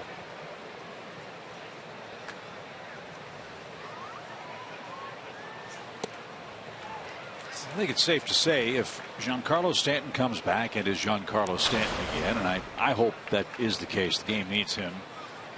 And if Marcell Ozuna can get on track with Yelich, they are going to have a great outfield for a long, long time in Miami. They've got their double play combo up the middle. Real Muto behind the plate. Looks to be a good receiver. Hopefully Jose Fernandez is okay. I mean, Marlins, it appears at first glance, aren't that far off from being relevant next year. Well, no, well, that's why they were a sexy pick by a lot of people this year. Yeah. And Gillespie is retired for the first time today. A sweeping strikeout from Ryan Kelly. 1 out. The Ozuna thing is kind of hard to figure out. Granted, he was slumping, but the story is he turned down a pretty good offer, one similar to the one they gave to Yelich, and he was advised by his agent or advisor, whatever Scott Boras is to him, not to sign it. So when he got off to a really bad start, they sent him out. He's starting to play better, but now it's like the Marlins are saying, you know what, we tried to fix you up. Yeah. You weren't interested, and now all of a sudden it's one of those deals for timing, like a Super 3 type player or whatever it is for arbitration. So they're going to jockey with those dates because they don't need him right now. Now with the worst record, let him stay down there and maybe squeeze another year out of him. And how about the break for the Marlins in this regard? Instead of having to pay him $5 million, they can pay him $500,000. Yeah, I never get that stuff. Guess I never will. Real Muto, the catcher, 1 ball, 1 strike. He's missed some time with a bruised catching hand. It's like Ian Desmond turning down the deal he turned down with the Nationals. Good ball club, chance to play in the postseason for many years to come. What are you thinking? He might be thinking that. Yeah, might be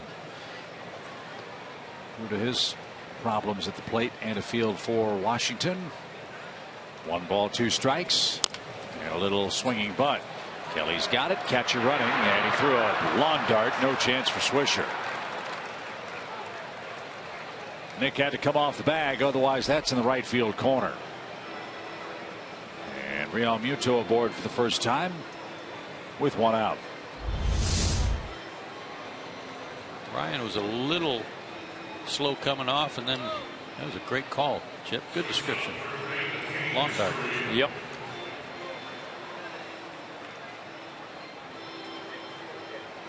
Off the field, Marlins still having trouble with their travel too, aren't they? Didn't they sign some? Weren't they supposed to have some super duper private jet this year? Yeah, like the kind Tommy flies in. No, it's yeah, a little bigger than mine. Yeah, they were supposed to have a custom charter jet with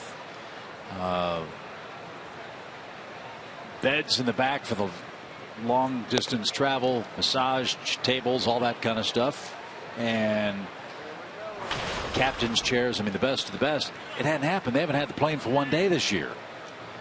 And from what we understand, the Marlins have been beset by travel problems all year long. delayed flights, rough landings, etc., etc., and certainly not the luxurious travel that they were promised when the season began. I don't understand why teams want to do that.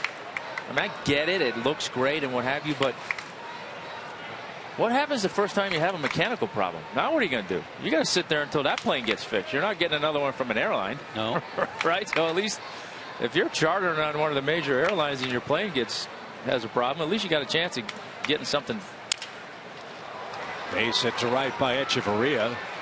And Real Muto around second on his way to third. When I was with the Cubs, he runs pretty good for a catcher. Yeah, he does. My first flight with the Cubs, we took off, opened with the Marlins in '98. Took off out of Fort Lauderdale. Families on their planes packed. We're right over Orlando, and we hear this crazy sound in the plane. And the pilot says, "Well, we've had a hydraulic problem. We're trying to decide whether we continue on to Chicago or we're going back." Yeah, I vote for go back. That's exactly what we did. So we land back in Miami. It's raining in Miami. We have to get off, get a new plane. Landed in Chicago. It's 85 and hot in Florida. We land in Chicago. It's 31 and snowing. And Jeff Blauser and I are standing at the luggage truck in the snow, loading up the back of the car. And we looked at each other. This is a little different. Yeah. As a former player rep, are there some repercussions here that the Players Association could take exception to here in terms of what's happening to the Marlins travel wise? I would think so. Yeah, I would think, because if it's creating a more difficult set of circumstances, yeah. And look, we don't want to sound like we're complaining because we are spoiled. Manconi and Delta takes great care of us. We stay in great hotels. Most teams have first class travel all the way. But for the Marlins, who are suffering through a 43 and 68 year, when you have to deal with those kinds of things, that is misery. Braves don't have to worry about that. No. Way high. 2 balls, no strikes. Always been 24 years I've been here. It's always been first class all the way.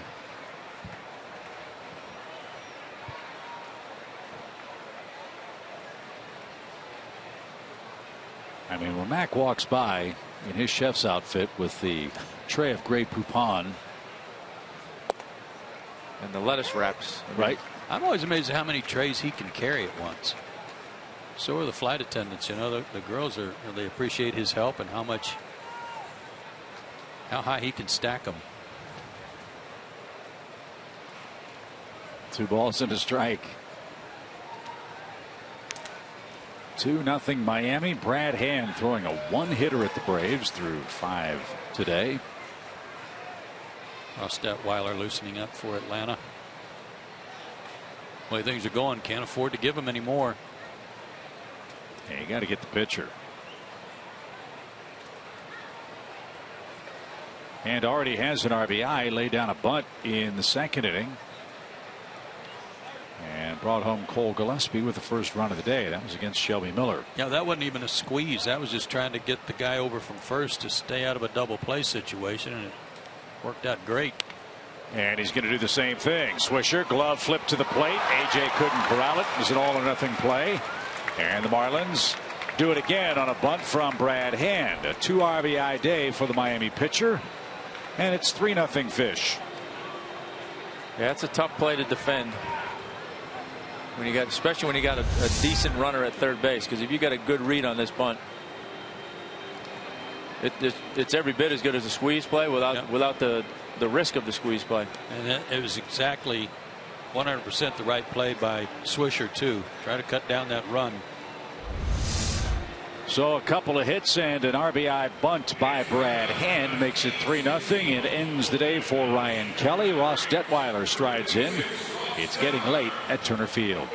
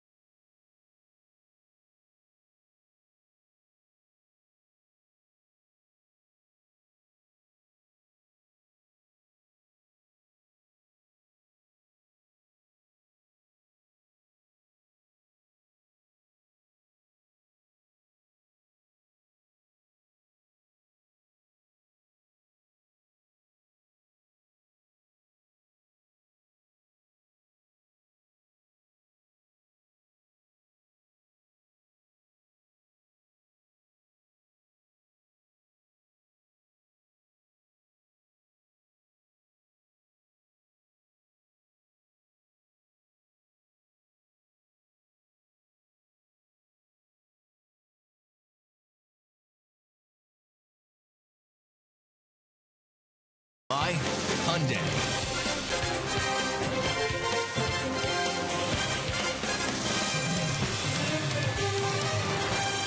There's a smooth ride, the Hyundai Genesis. Beautiful looking car. And Ross Detweiler hopes to have a quick finish to the 6th inning. Miami has runners first and second, one out, top of the order up. And they lead 3-0 today. 2 hits and a run allowed by Kelly so far. And here's D. Gordon.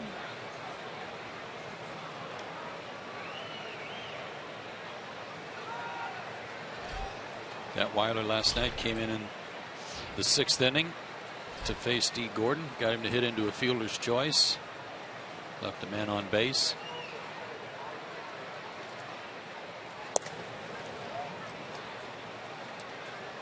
He came in the 7th inning 2 nights ago to face D. Gordon and gave up a base hit and then picked him off.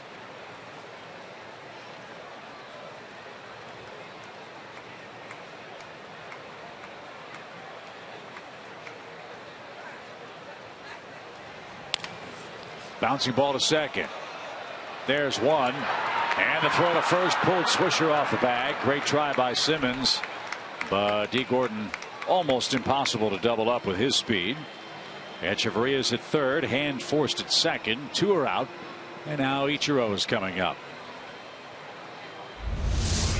Slow developing bouncer and that far from the bag at second. No chance to get a fast runner.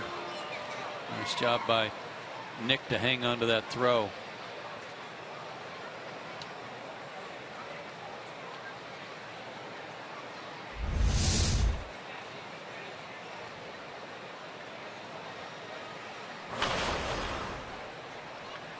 D. Gordon is not the toughest guy in the league to double up. You know who is? Oh. He plays for the Braves. Really? I would have said Billy Hamilton with the Reds. Be my next choice. Billy Hamilton is not in the top 10. Huh. Neither is D. Gordon. In reverse order: Jock Peterson, Matt Carpenter, Dexter Fowler, Nick Ahmed, Brandon Belt, Gregory Polanco, Curtis Granderson, Charlie Blackmon, Michael Taylor of Washington. Jace Peterson of the Atlanta Braves is the toughest man in the National League to double up. 383 at bats between double plays. That stands to reason. Most of his year has been in the leadoff spot. Yeah, I was going to say, what is that based on? So it's just number of at bats and number of double plays, right? Anderson Simmons is the hardest man to strike out in the National League. Once every 14.1 at bats. So that's another one of those stats that's a little misleading, or but aren't they all? Yeah, well, no, hardest to strike out is there's no yeah, right. You know, there's no fudge in those numbers, I guess. I mean, he doesn't strike out. 1 ball, 1 strike for Ichiro. And a bounding ball right side. There's Jace Peterson. He's got it. Good work by Detweiler to put out the fire. And the Marlins settle for a 6th inning run. Top of the order up for the Braves. It's 3-0.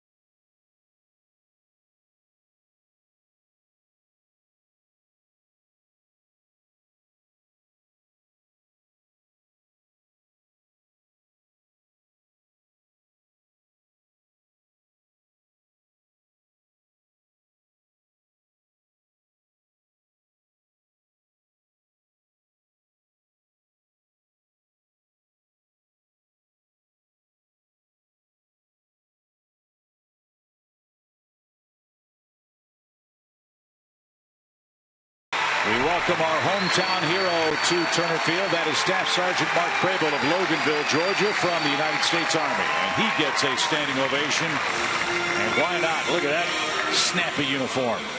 Yeah, he's looking sharp.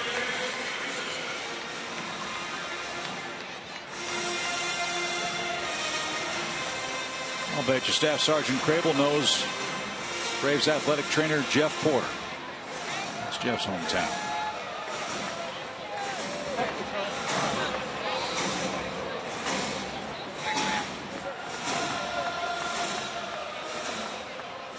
Awesome. Yeah, it's a great walk too. Fans here so appreciative.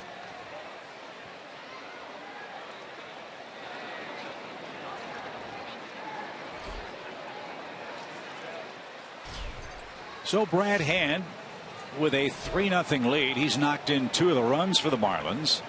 And Jace Peterson with a bunt try. Hand made a nice play and shoveled it to first. That was a touch harder. That's a base hit. Just a little. Great idea.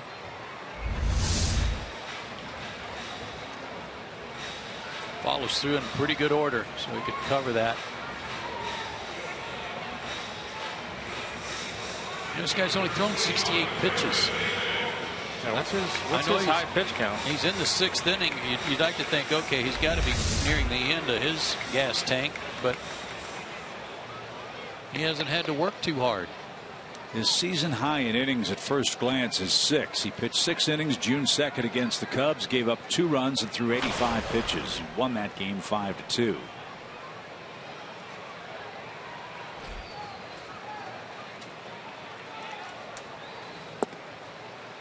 Strike 1. But as we said earlier, forget about all the other numbers. For whatever reason, he's a guy that gives the Braves a lot of trouble. And Joe and I have said it before, Tommy. Why is this guy not starting? Every time he pitches in relief, he's almost untouchable. Yeah, and then we see those other numbers like Tom was talking about against the National League East. Yeah, whatever he's figured out against the Braves, he's not figured it out against the rest of the division. We told you he had a 10 1/3 inning streak of shutout innings working from his most recent bullpen action. Well, he's added to that today. Yeah, 14 innings of 2-hit baseball.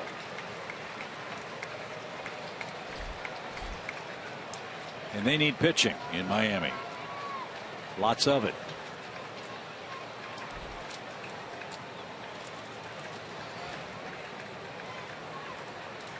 Two balls and a strike for Maben.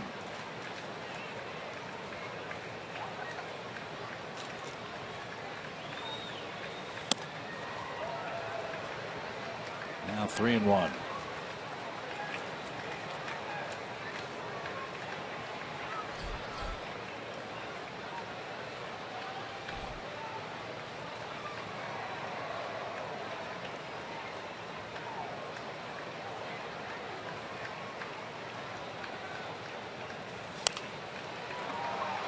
Now full count. He's still throwing hard. That pitch 92. I was listening to Cameron talk yesterday about his size. Dusty Baker was in the clubhouse a couple of days ago and talking about how Cameron's really gotten stronger, built himself up. And Cameron's listed 6'3", 205. He's got to be a little above that right now, but he said, I can come to camp at 220, but by the end of spring training, I'm back down to 210 or 205 right away. I just can't keep the weight on. Swing and a miss, 2 outs. And that's not a bad thing because he is really ripped. Well, once he becomes a broadcaster, Joe, he'll find out that that works in inverse order. Yes, it does. Turn 30 and you might not have that problem. Well, he doesn't want to do anything that affects his foot speed, so hang around 205 as long as you can. There you go. 2 outs for Markakis. Nick has a 15-game hitting streak on the line today.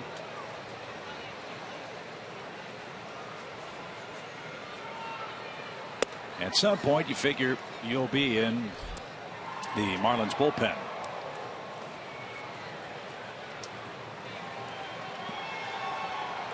They've used 5 rookies, and 3 men have made their big league debuts in relief this month.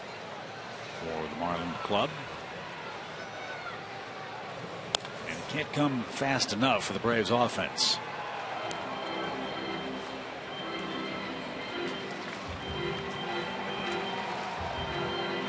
And has issued 2 walks. He's allowed 1 hit. And 1 man reached on a Prado throwing error. Braves are 8-11 against left-handed starters on the year. And just 12-19 in day games.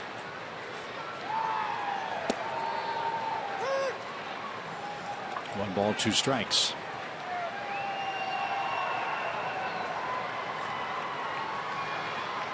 Sunday night game tonight should be a good one. Dodgers and Pirates in Pittsburgh. Pirates are 6 games behind the Cardinals. And at the moment only 3 games ahead of the Cubs. Chicago won today, beat the Giants 2-0.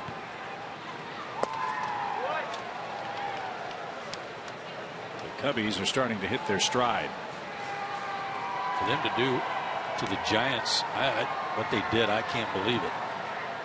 After watching San Francisco here.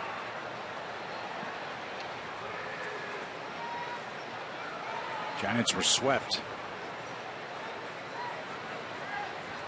At the moment they're 3.5 out in the West. And Nick Markakis is down on strikes, and Brad Hand is having an unbelievable day today. He's throwing a 1-hit shutout on the road in Atlanta and trying to help the Marlins avoid a 4-game sweep.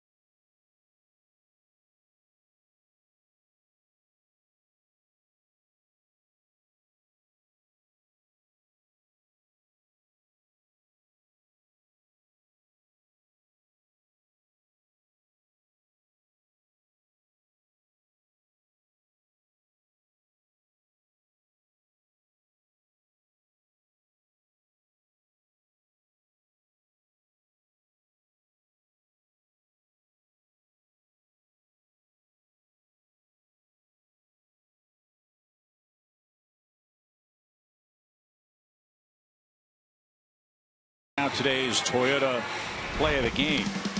And the play today is the standings.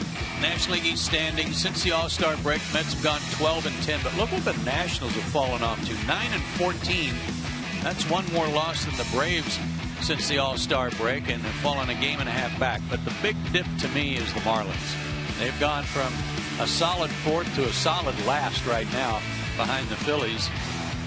And 5-17 since the All-Star break. Boy, what a huge disappointment the Fish have been for their fans this year. Yeah, for sure. Just goes to show you, somebody right now, somebody has a hot week. They can separate themselves or get themselves right back in it. I was going to say that's why a lot of us were so excited about the acquisitions of Swisher and Bourne.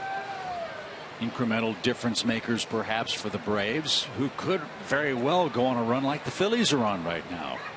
Well, you put the Braves on a 14-5, 15-5 run over a 20-game stretch. You're right, they would be back in the middle of things and would be in a position to really wreck some guys' years. So we'll see how it works out. Christian Yelich versus Jake Brigham. You know what these 2 guys are? Bourne and Swisher, to me, they're not here to try to. Base hit to right by Yelich. They're not here trying to prove that they belong in the big leagues like so many of these young, inexperienced players have been. Like, let me show you what I can do. Give me a few at bats. I mean, they've done it. So they're here to win. They're here to help this team be better. That's what I like about the acquisition.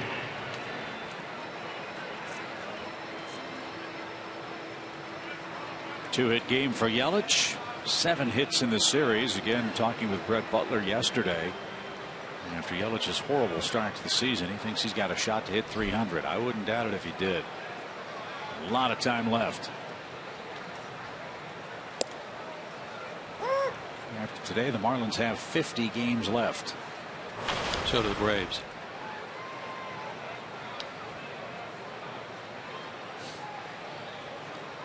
No balls and a strike for Casey McGee. He's hit the ball in the air twice. Once to right, once to second. He's also walked. And Yelich is in safely at first.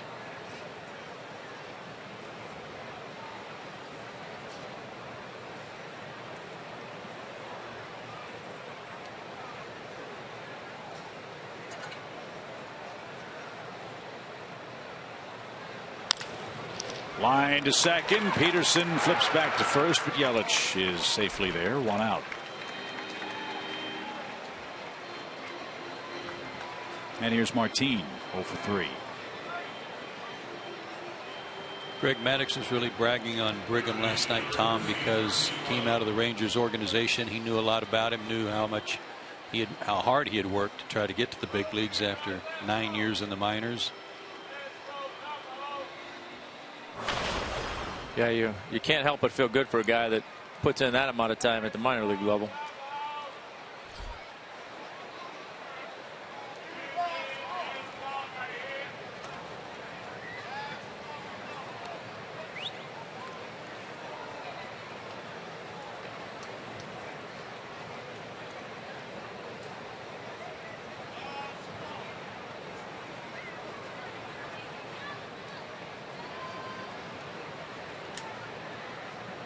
Runner goes. Pitch a strike. Throw to second on the money.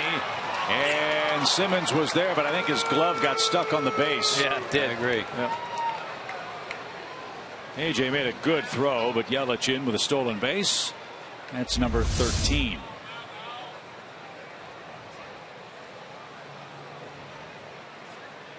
Might have had a crack at him if could have gotten his glove on the other side of the base. Tagged the bag. The bag was out.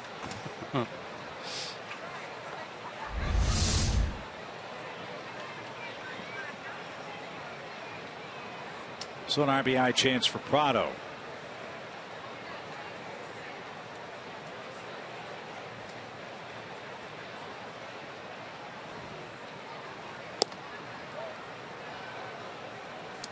Down and away. 1 ball, 1 strike.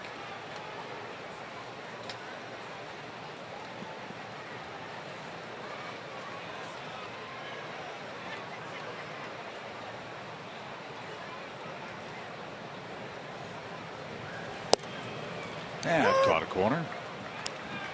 It's 1-2.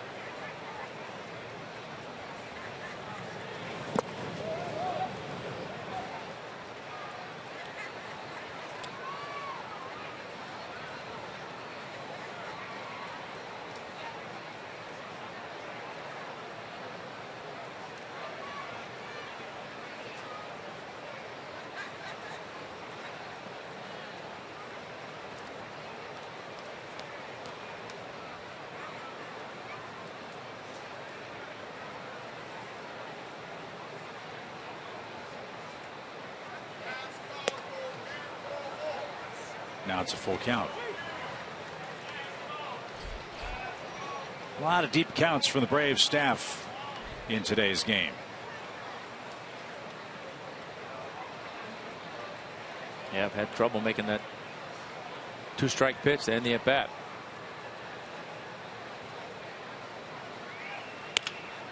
Bounce to the left side. Garcia's got it. Good throw and good work by Brigham to run to third base just in case Yelich thought about advancing. 2 are out. Runner still at second base for Cole Gillespie. A little bit of an in-between hop there for Garcia, and he stayed with it.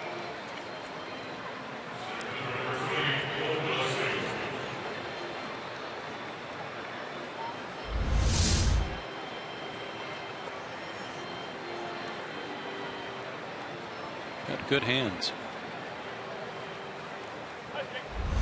Something just happened there where the umpire wanted to put a new ball in play, or maybe Brigham wanted a new baseball. I'm not sure which was the case. But they threw a new ball out to him, so he's got 2 baseballs with him in the glove. Pretty much had his pick. He could use the one that was bounced all over the infield there. Did you ever have that opportunity? Yeah, a little bit. Some of our middle infielders used to throw us some beauties from in between the innings. Yeah.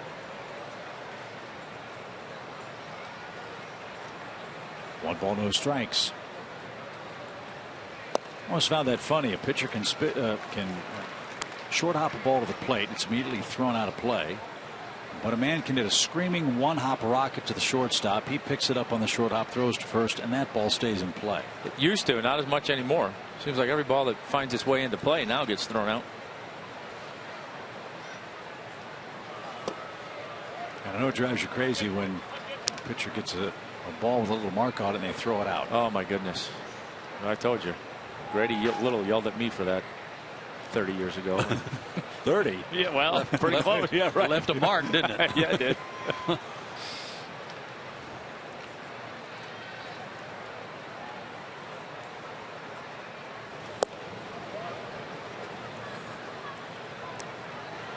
wonder what he's doing these days. Be nice to have him come back for the alumni. Yeah.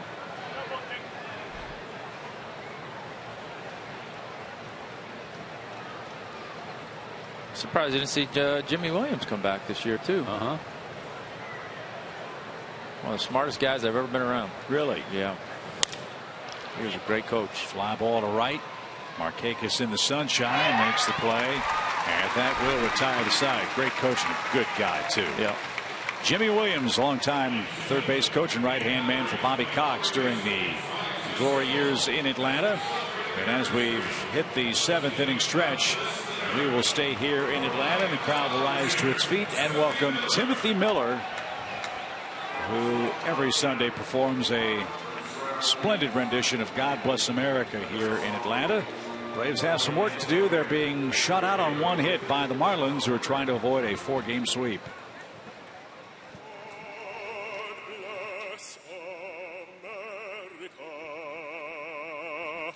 Land that I love, stand beside her and guide her through the night with a light from above, from the mountains to the prairies, to the oceans, white with foam. God bless America, my home, sweet home. God bless America, my home, sweet home.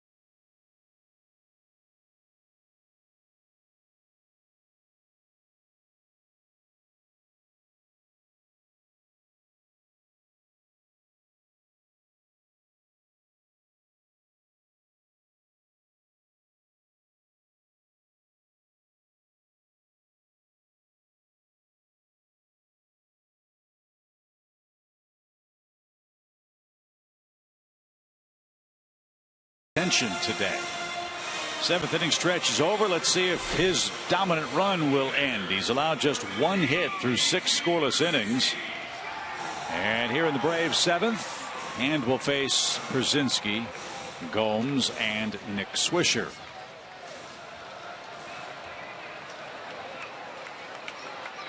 A brilliant performance by the Marlins left-handed pitcher. Well, if I'm not mistaken, 1 pitch, 1 out. This would be his longest outing, right? Correct. So maybe that'll be uncharted water and we'll get in some trouble, but certainly not on the first pitch of the inning. Career high in innings pitched is 7 1/3. That came last July 25th against the Astros at Minute Maid Park. So a new season high in innings. And has retired 5 straight.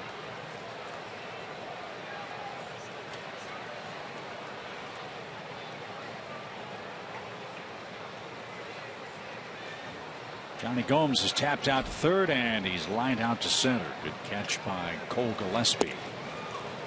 Johnny had the count 3-0 and worked it back to a full count, and then threw Gomes a hittable pitch. He squared it up, but Gillespie tracked it down.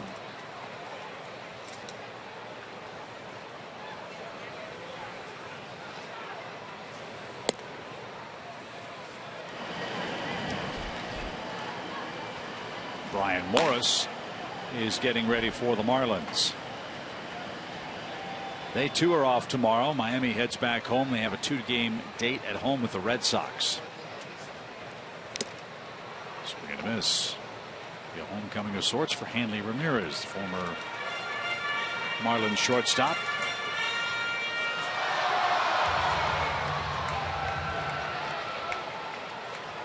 Red Sox won in Detroit today, 7-2.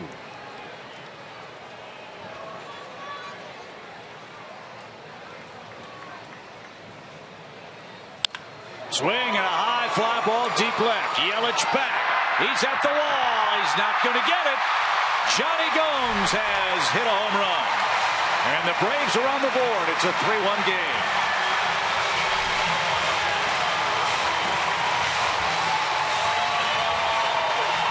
Remember the bolt he hit his last time up that was tracked down in right center? Turned on this one and is one of those patented short, quick, powerful swings with a real short follow through.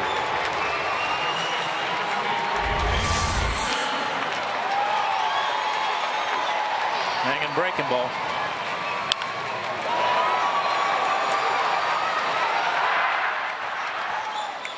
First homer for Johnny since July 3rd when he touched one off against Adam Morgan of the Phillies. So there's a start.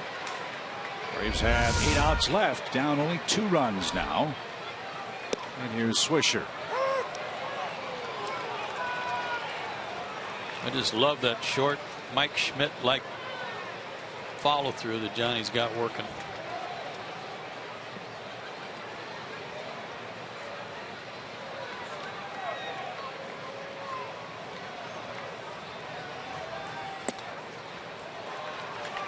Fifth home run for Gomes. Both Braves hits today have been extra bases. That's the first Braves hit by a position player in the game. Shelby Miller had the other hit, a 3rd inning double.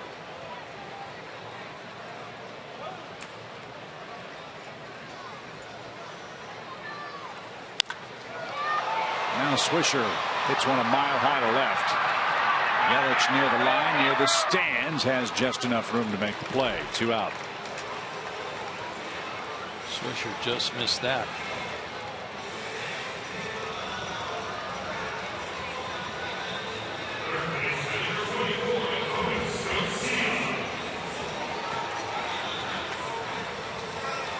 Interesting pre-at-bat routine for Adonis Garcia. He takes the handle of his bat, touches the back point of the plate, draws a diagonal line to the back edge of the batter's box, and that's right where he puts his back foot.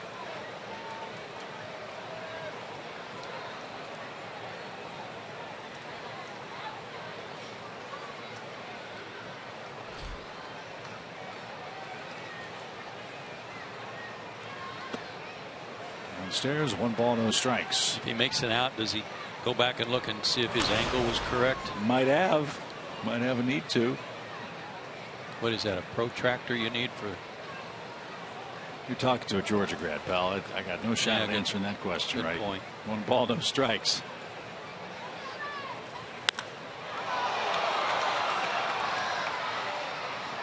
Check this out.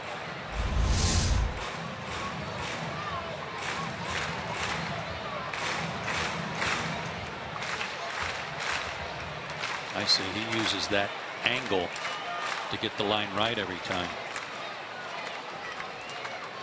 on the old Pentagon. 1 ball, 1 strike.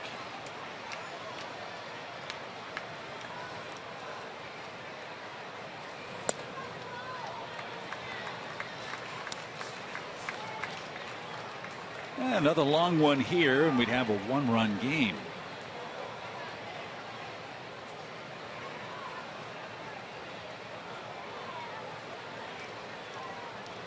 And at 90 pitches.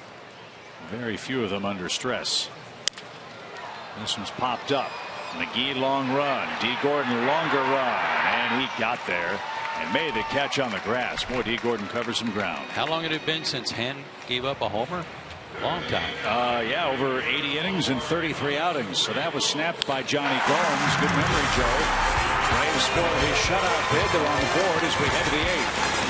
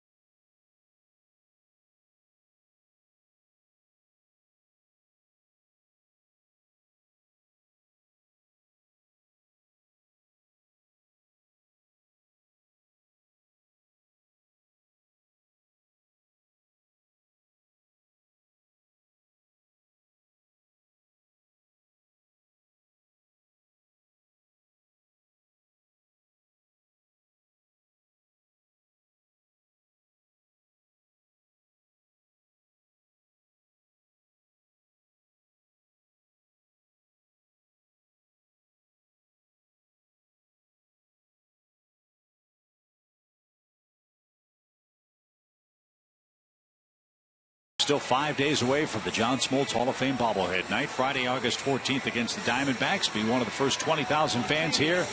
And you get that good looking giveaway. Pretty realistic looking bobblehead too. Get your tickets today. Visit Braves.com/tickets. It'll be the one and only visit by the Diamondbacks to Atlanta this year. John was pleased with his plaque, Tom, and looked like it was a very good likeness of him. Did you feel the same about yours? I don't know that I've seen yours up close. I'm not sure I would have cared what it looked like. You know? That's a just to have a good point. Just to have a plaque. Okay. Who cares? Yeah. It's like, hey, that doesn't look like you. I don't care. I got one. Spell the name right. JT Realmuto leads off the 8th inning. Takes inside. 1 ball, 1 strike. But I thought it did look like John. It was pretty good likeness.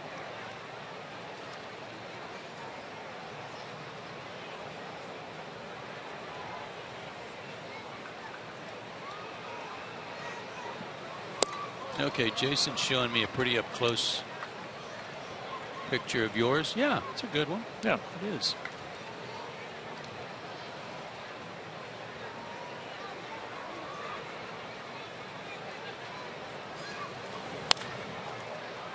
Back out of play. 2 balls, 2 strikes. Second inning for Jake Brigham.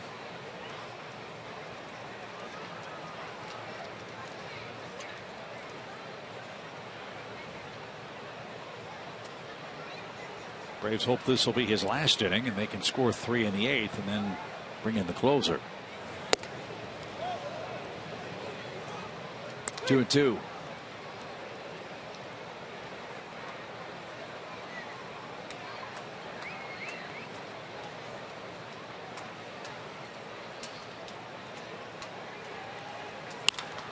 Popped up toward Markakis and right. That'll be the first out. Tom was busy with the alumni festivities yesterday, so he got the night off. I don't know if you had a TV monitor where you were, but this is what we had to deal with last night. Yeah, I saw it. Yep, I was sitting with his daughter Rachel at the time, and she started smacking me on the shoulders. Look at my dad. Look at my dad. He's got a little hair. I think Maddox's hair jokes are starting to get to him. Might be. I loved how he was working the hair back so he could put the headphones on. He looks funny with hair. Doesn't he look like Shaggy from Scooby-Doo? He did, yeah. And he was so uncomfortable. We made him wear the hair for like 2 hitters. He said, "This stuff's hot. Can I take this stuff off?"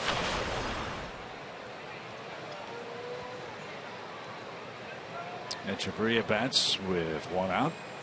He's reached base twice, scored once. And a bouncing ball to short. Simmons has it and got his man 2 down.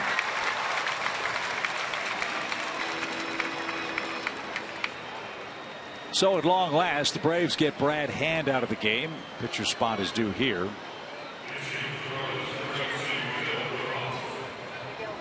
And Miguel Rojas will be the pinch hitter.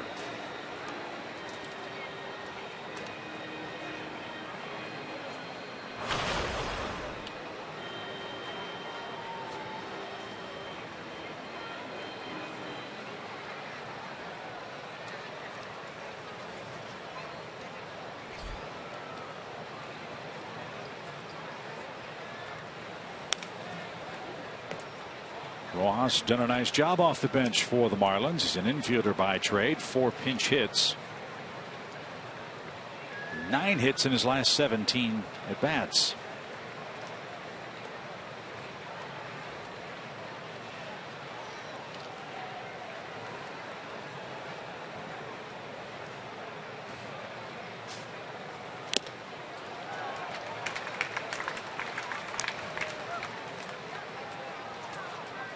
That wild game in game 1 Thursday night, he pinch hit, fouled out to AJ Przinsky.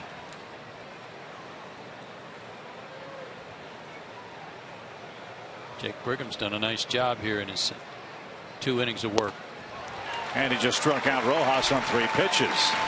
So job number 1 is get Hand out of the game. The Braves have accomplished that, but they're down 2 runs and they have 6 outs left against the Miami Pen.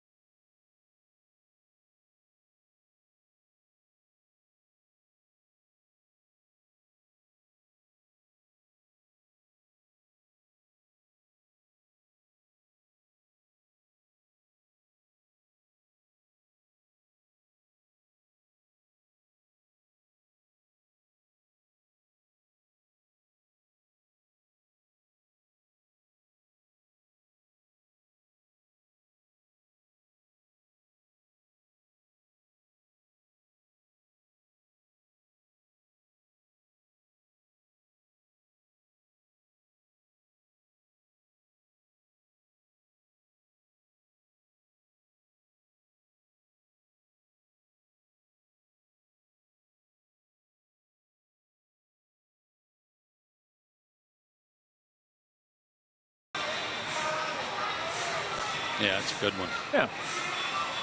I didn't get a chance to see Johns on the wall, but next year. How does that work, Tommy? After the ceremony, do they put the plaques up the same day, or is it the day before? I don't know the time frame. How does that work? Yeah, they put it up sometime either late Sunday night or early Monday morning before the museum opens back up. So then Monday morning is you go over there Monday morning after everything and get your first shot at seeing it on the wall. So you get to go in first before the rest of the public comes in? No, they're all at the same time. No, it's kind of all at the same time. I thought that I was going to get to see it with my family first, but when we get over there, there's a bunch of people there, so I don't know how that exactly worked, but so I didn't get to see John's up because we leave, Monday morning to go to the airport, so I didn't get to see it. So Brian Morris takes over for the Marlins as we begin the home eighth. Simmons, then the pitcher's spot, then the top of the order, and downstairs.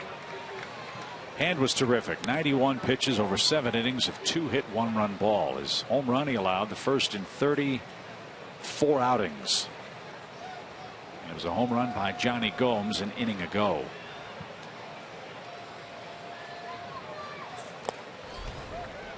This guy last year led a charmed life. We were talking about wins versus ERA earlier. All of his work was out of the bullpen. He was 4-0 with Pittsburgh and 4-1 with Miami. 8-1 combined last year out of the pen. His timing was perfect for when the Marlins picked up the lead. Well, you know the old saying, a bloop and a blast, or a base on balls and a blast, and we're back in business. Take a leadoff walk. That'd be nice. Michael Bourne waiting on deck.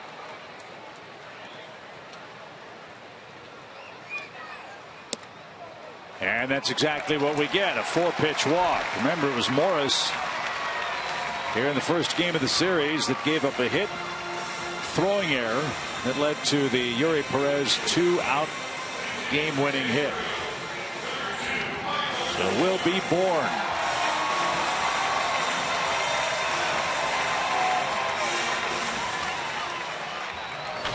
Fastball, slider, curve for Morris. His fastball in the mid-90s.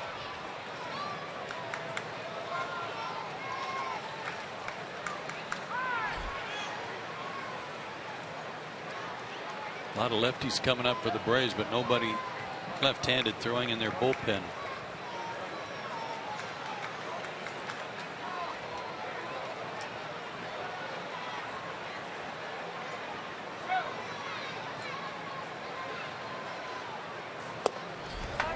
He's missed with 5 in a row.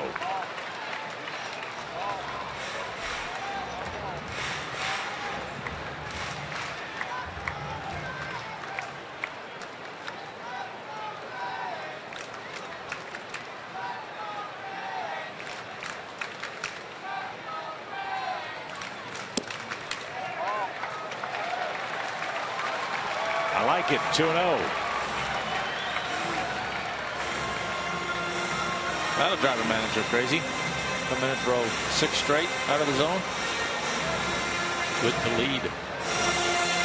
So that quiet bullpen's changing now.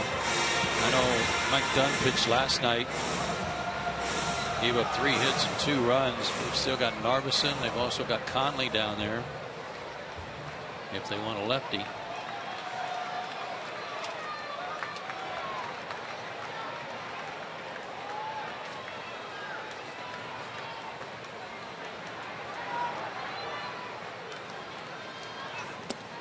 Three in a row to Michael Bourne off the plate, and 7 in a row in the inning.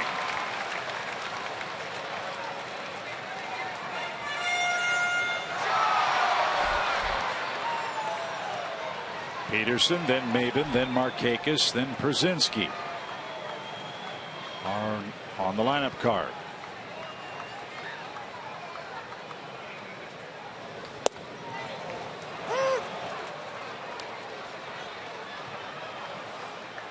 Lefty and a righty in their bullpen, Narveson and Ramos.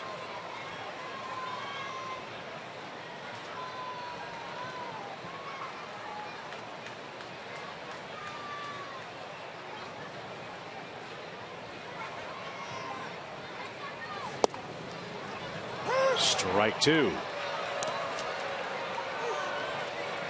Smart hitting.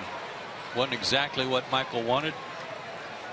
Guy struggling to throw strikes made him throw another one.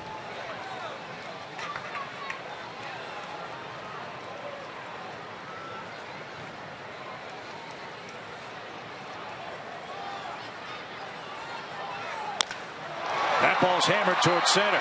Yelich, Gillespie on the run and got there on the track.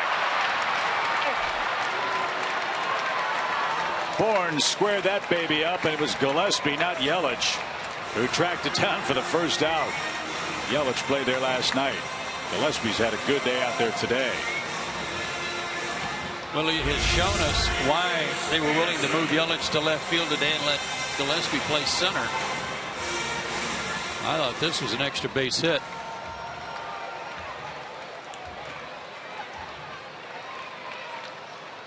Nice running catch. So there's the first out. And Jace Peterson's the hitter. And a knee-high strike.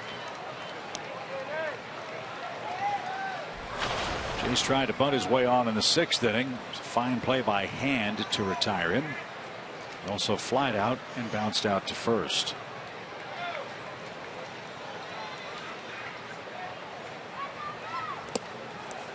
Jace had a real good homestand cooking, but he is now 0 for his last 12.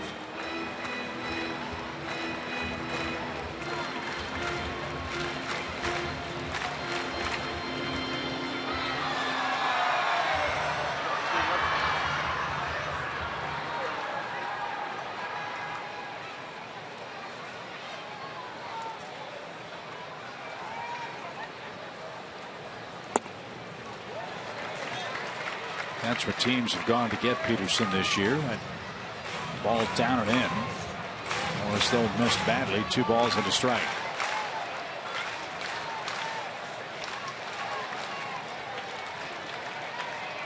Still in the driver's seat. Guys having trouble locating.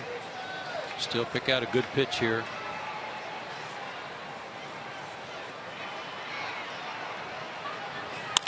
Ground ball, base hit, Peterson to right. Simmons around second, on his way to third, and the Braves are in business. Men at the corners, 1 out.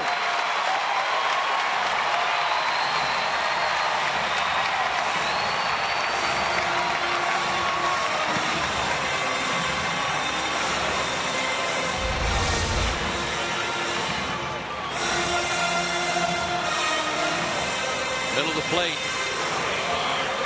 Boy, McGee never even bounced off the bag. I guess he was guarding the line. Yeah.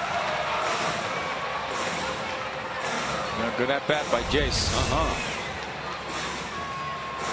So it sets up beautifully for Maben, who's hitting .379 this year with runners in scoring position. Would love to see him split the left center field gap. Jace can really run. Simmons 90 feet away in a 2-run game.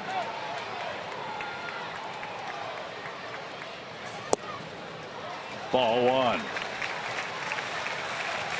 So hard in these tough spots late in the ball game to constantly pitch behind in the count. Advantage Atlanta. And it started with a leadoff walk, as it so often does in the late innings.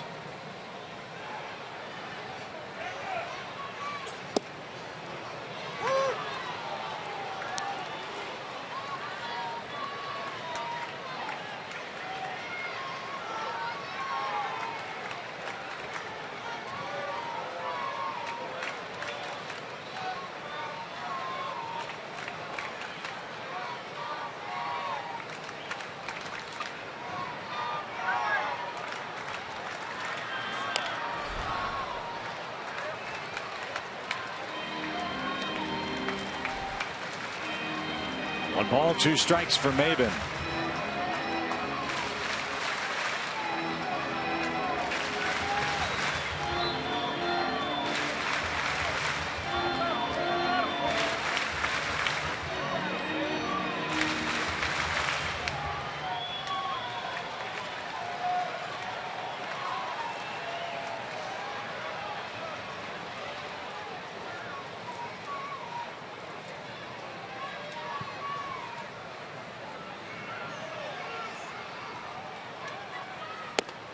Ooh.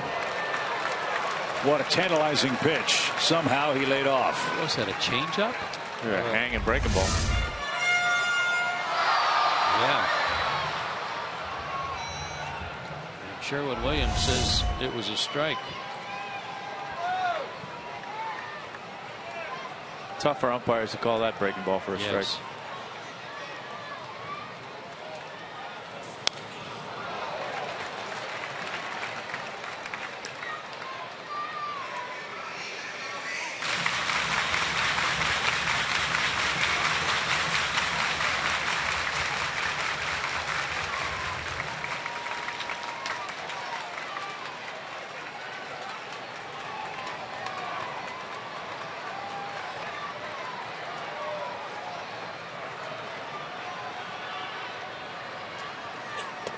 Swing and a miss.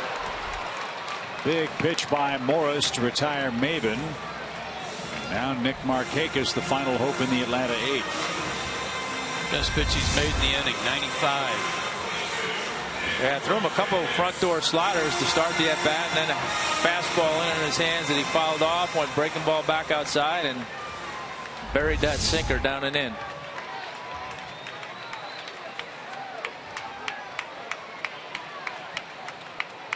Another chance for Markakis to extend his hitting streak. A rare day today where Markakis has struck out twice.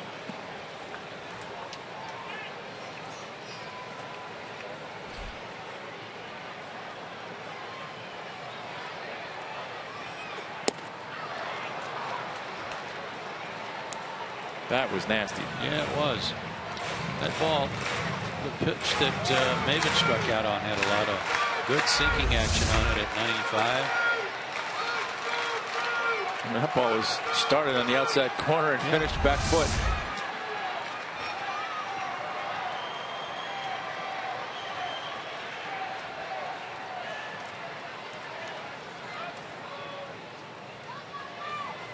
Tell you how hot Markakis has been and how much consistent contact he has made. The 2 strikeouts today are his first strikeouts since July 31st, when the Braves were in Philadelphia.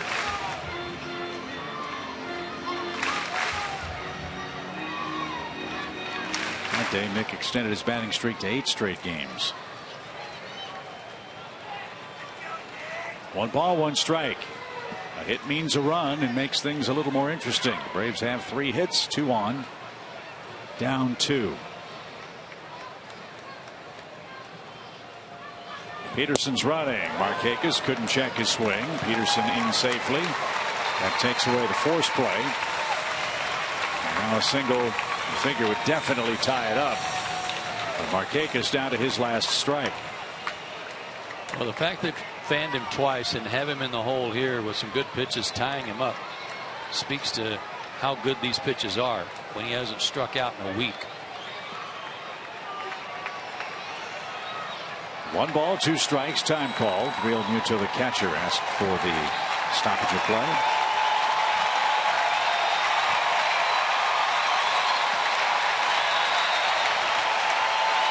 Braves, as they so often do, trying to give the Marlins a finish. 1 ball, 2 strikes.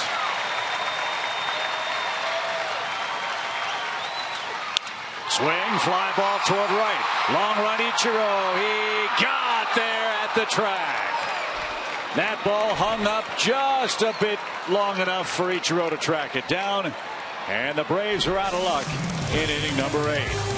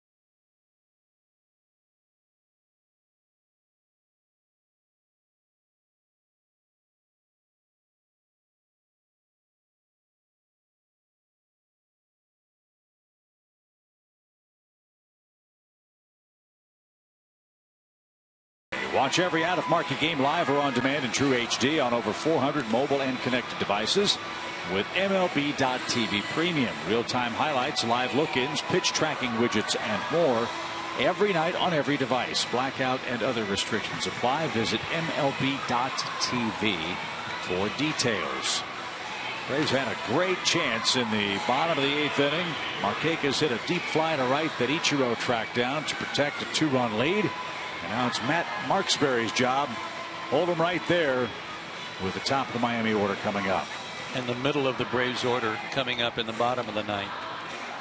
He's done real well. 5 games, no runs scored. Struck out some guys. Important to get this leadoff man. Braves have done a real good job coming into today of keeping him off the bases. He's such a table setter for the Marlins. But 2 hits today, and one of the hits produced an RBI.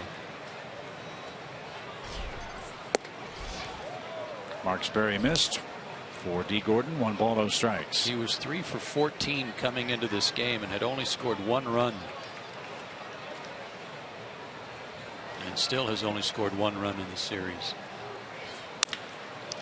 And he's going to ground out to second. There's a good start to the top of the 9th inning.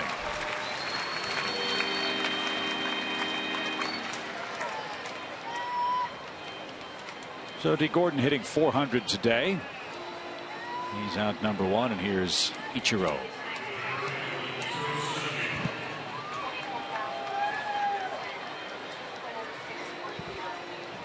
$24,610 the official attendance at Turner Field today.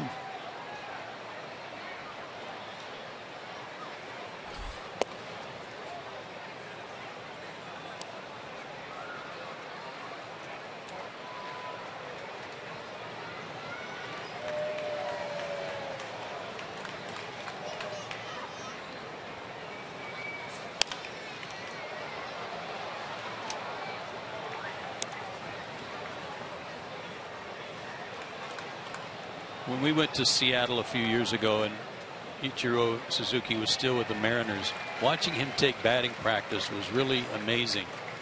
It was unlike anything I'd ever seen from a guy who was known to be a singles type hitter.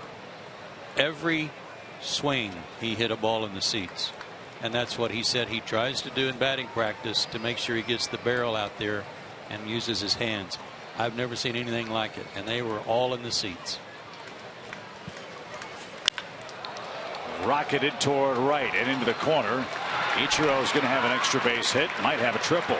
He's around second. He's thinking about 3. Here he comes to the third base bag, and it's a sliding 3-base hit for Ichiro Suzuki. His 4th triple of the year, and hit number 2909. And I think my point of that whole conversation was that watch how when he wants to turn on the ball, he can. Yep. He looks like he's always trying to hit the ball to left field. Maybe just setting you up. You know, that pitch that he was able to turn on, crossed up the defense. They haven't played around the other way for that reason, and mistake in, and he did turn on it. Still running good too for 41. So the infield is in for Christian Yelich. He's got bookend hits in his 4 trips to the plate today. He's got a 1st inning double. He's got a 7th inning single. He's looking for a 29th RBI here.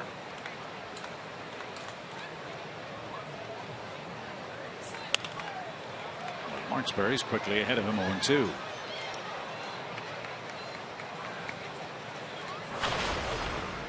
Rays have to be real happy with Marksberry and McKirahan, 2 lefties who can get lefties out. The Ichiro triple notwithstanding today. And did he go? Nope. 1-2 pitch coming up for Christian Yelich.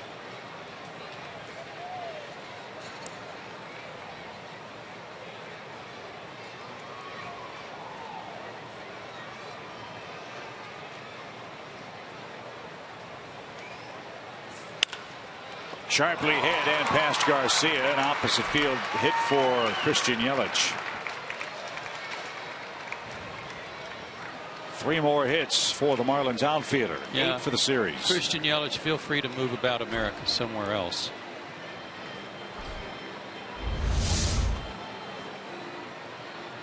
Up and away. Yep. Behind in the count, protecting the plate. He probably said thank you. Yep. Lefty on lefty, down and in, up and away. That's not where you want to go. And Yelich got one up and away, and base hit. Yeah, it's funny how his day went. He kind of took away the mojo of Shelby Miller in the first inning with that 2-strike double, and with 2 strikes here, singles homer run in the Marlins 9th. Down with Joe. Get him out of here.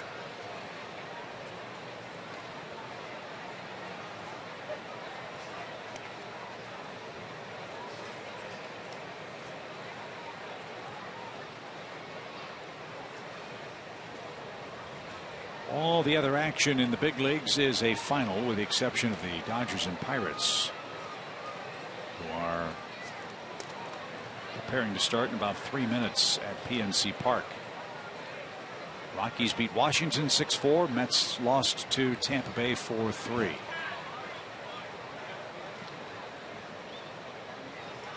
Cubs swept the Giants by a 2-0 final at Wrigley today. Runner goes, pitch a ball and dropped. No chance for Brzezinski. Yelich had a great jump, and that is his second steal of the game.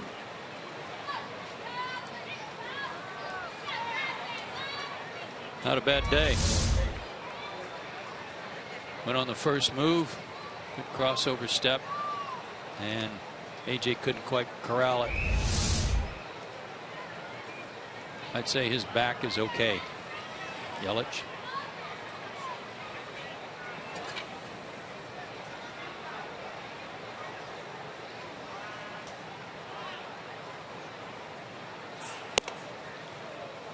And now quickly, 3-0 to Casey McGee. Phillies won again. They beat the Padres 5-3 in San Diego. Who needs Cole Hamels? Right.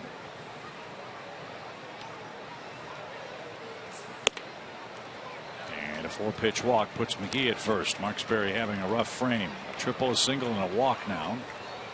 And the Braves bullpen begins to work.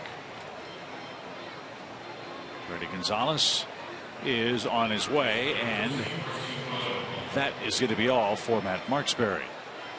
So Miami adds an insurance run in the 9th inning, and they're not done hitting yet. 2 on, 1 out, 4-1. Fish lead it.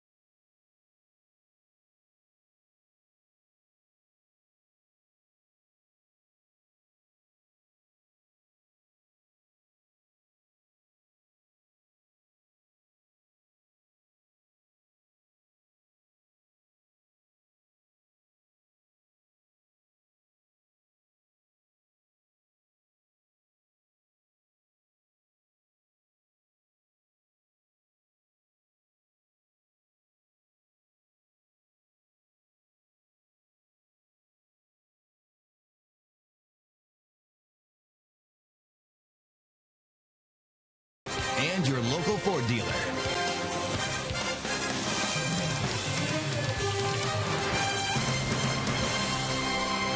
(4-1) Miami.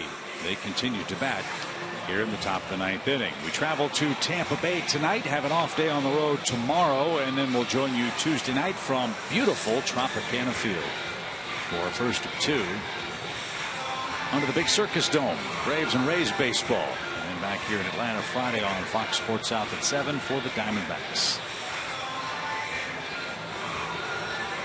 David Artsma. Everyday David. Back out there again. Worked the 9th inning last night. Issued a walk, but got through the inning unscathed as the Braves polished off the Fish 7-2. Worked a third of an inning on Friday night. Got a day off on Thursday. Get one tomorrow. Yeah. That certainly goes into the manager's thinking a lot of times when the guys get plenty of work.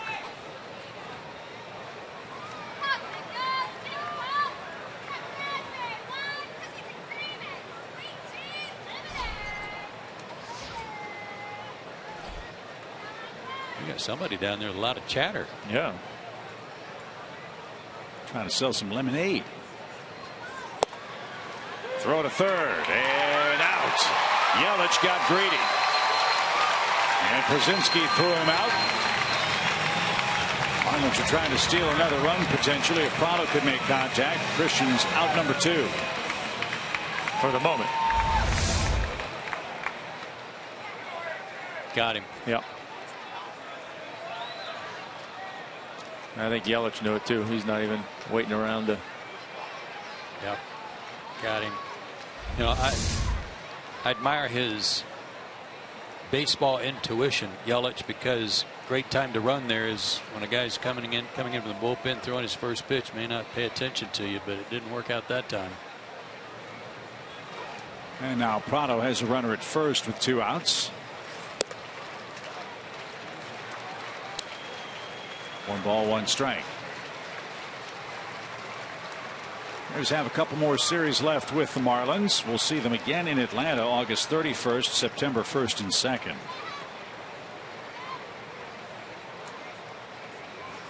And our road journey this year will end the way it began. Our final stop on the road will be September 25th, 6th and 7th down in Miami. It's funny, we went to Miami twice in April, didn't we? Opening the season, then right at the end of the month. Let's see. Well, we had them in back-to-back series, 1 home, 1 road. We were right back there. Middle of May. Middle of May, yeah. But 5 weeks in, we played our first 2 road series down in South Florida. 3 balls and a strike.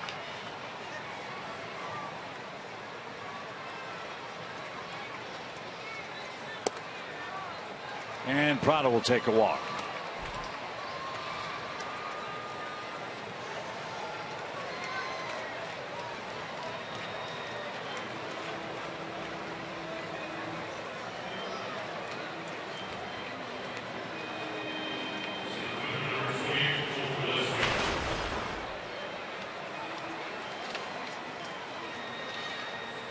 Gillespie's going to have a chance to cap off a real good day, both at the plate and defensively.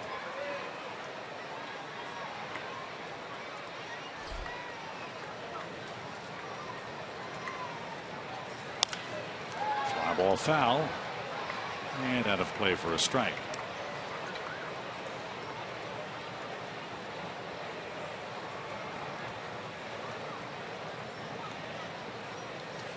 Shelby Miller started for the Braves today. 5 innings, 5 hits, 2 runs earned.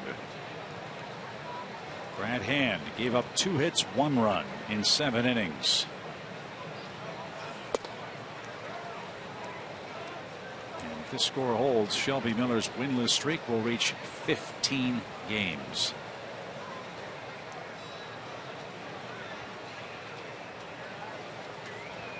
The Braves will have scored 30 runs in those 15 games.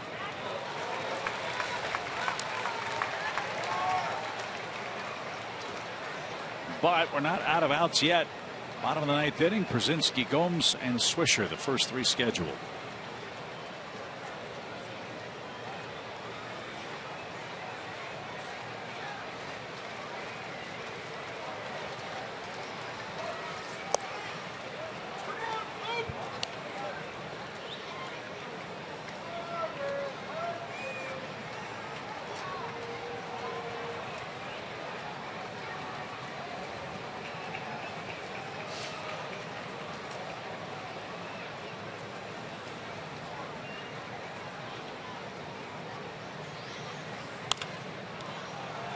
Another chance for a souvenir down the right side.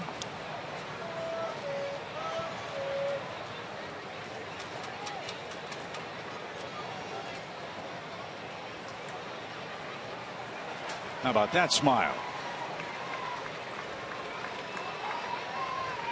Worth the wait today.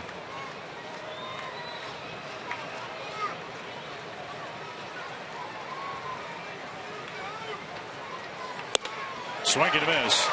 And that sends our game to the bottom of the 9th inning. Marlins get an insurance run. Ichiro tripled and scored. It's 4-1.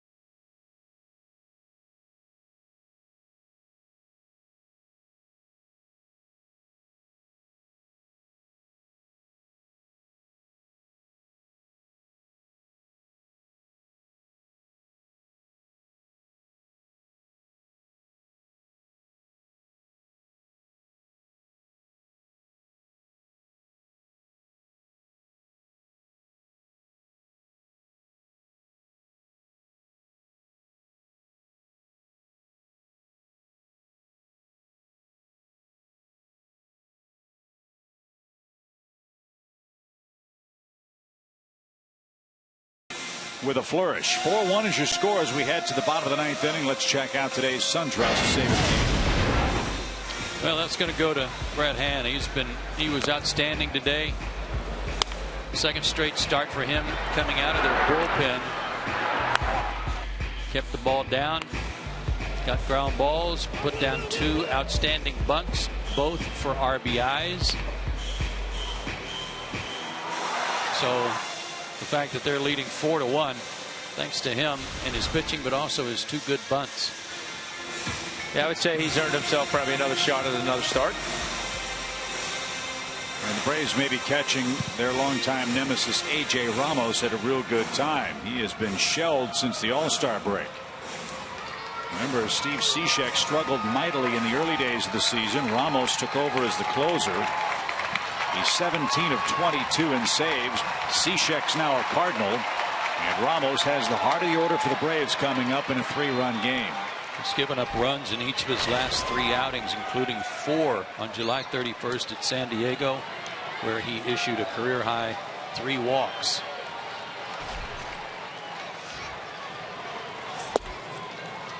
Through a strike to Brzezinski, it's 0-1. AJ's 13-game hitting streak is on the line in the 9th. 92-95 with a changeup and slider.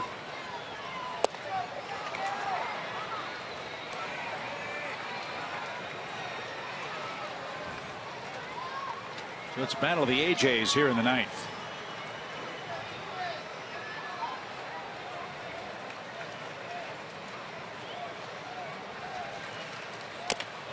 That's bounced off the plate.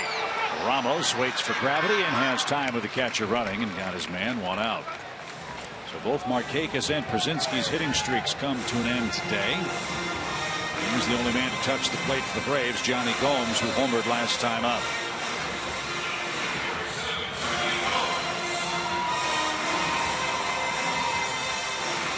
A.J. Ramos, another find for the Marlins, a 21st round pick out of Texas Tech. He went 7-0 out of the pen last year. He had 8 major league saves before this season.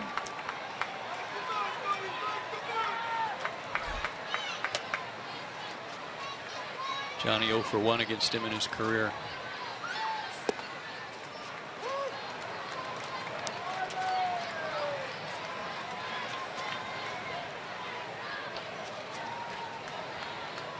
Dodgers have scored 2 in the first inning in Pittsburgh.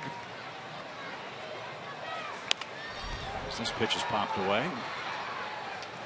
And here's how the Braves run scored. Hanging breaking ball for Johnny's 5th homer.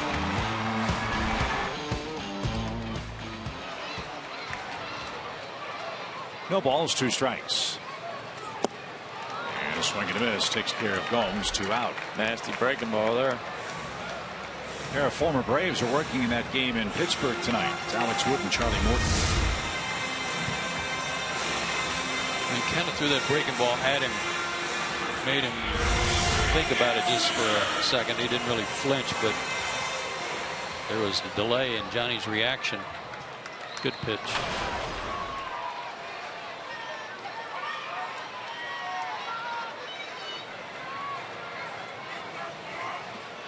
So Nick Swisher, the final hope for the Braves. He reached on an error in the 5th. And he unloads toward left center field. Gillespie back, still going back at the fence. He got there and slammed into the wall. What a day. What a day indeed for Cole Gillespie. 2 hits, a couple of great catches. And the Marlins avoid a 4-game sweep. They put 4 on the board and beat the Braves by a final score of 4-1. How about this finish? You've got 2 guys who are capable of playing center field and they come this close. It's sometimes a collision. But Yelich backed off. Gillespie was calling for it and stayed with it. Great day for Gillespie. But the frustrations for Shelby Miller continue, Tommy.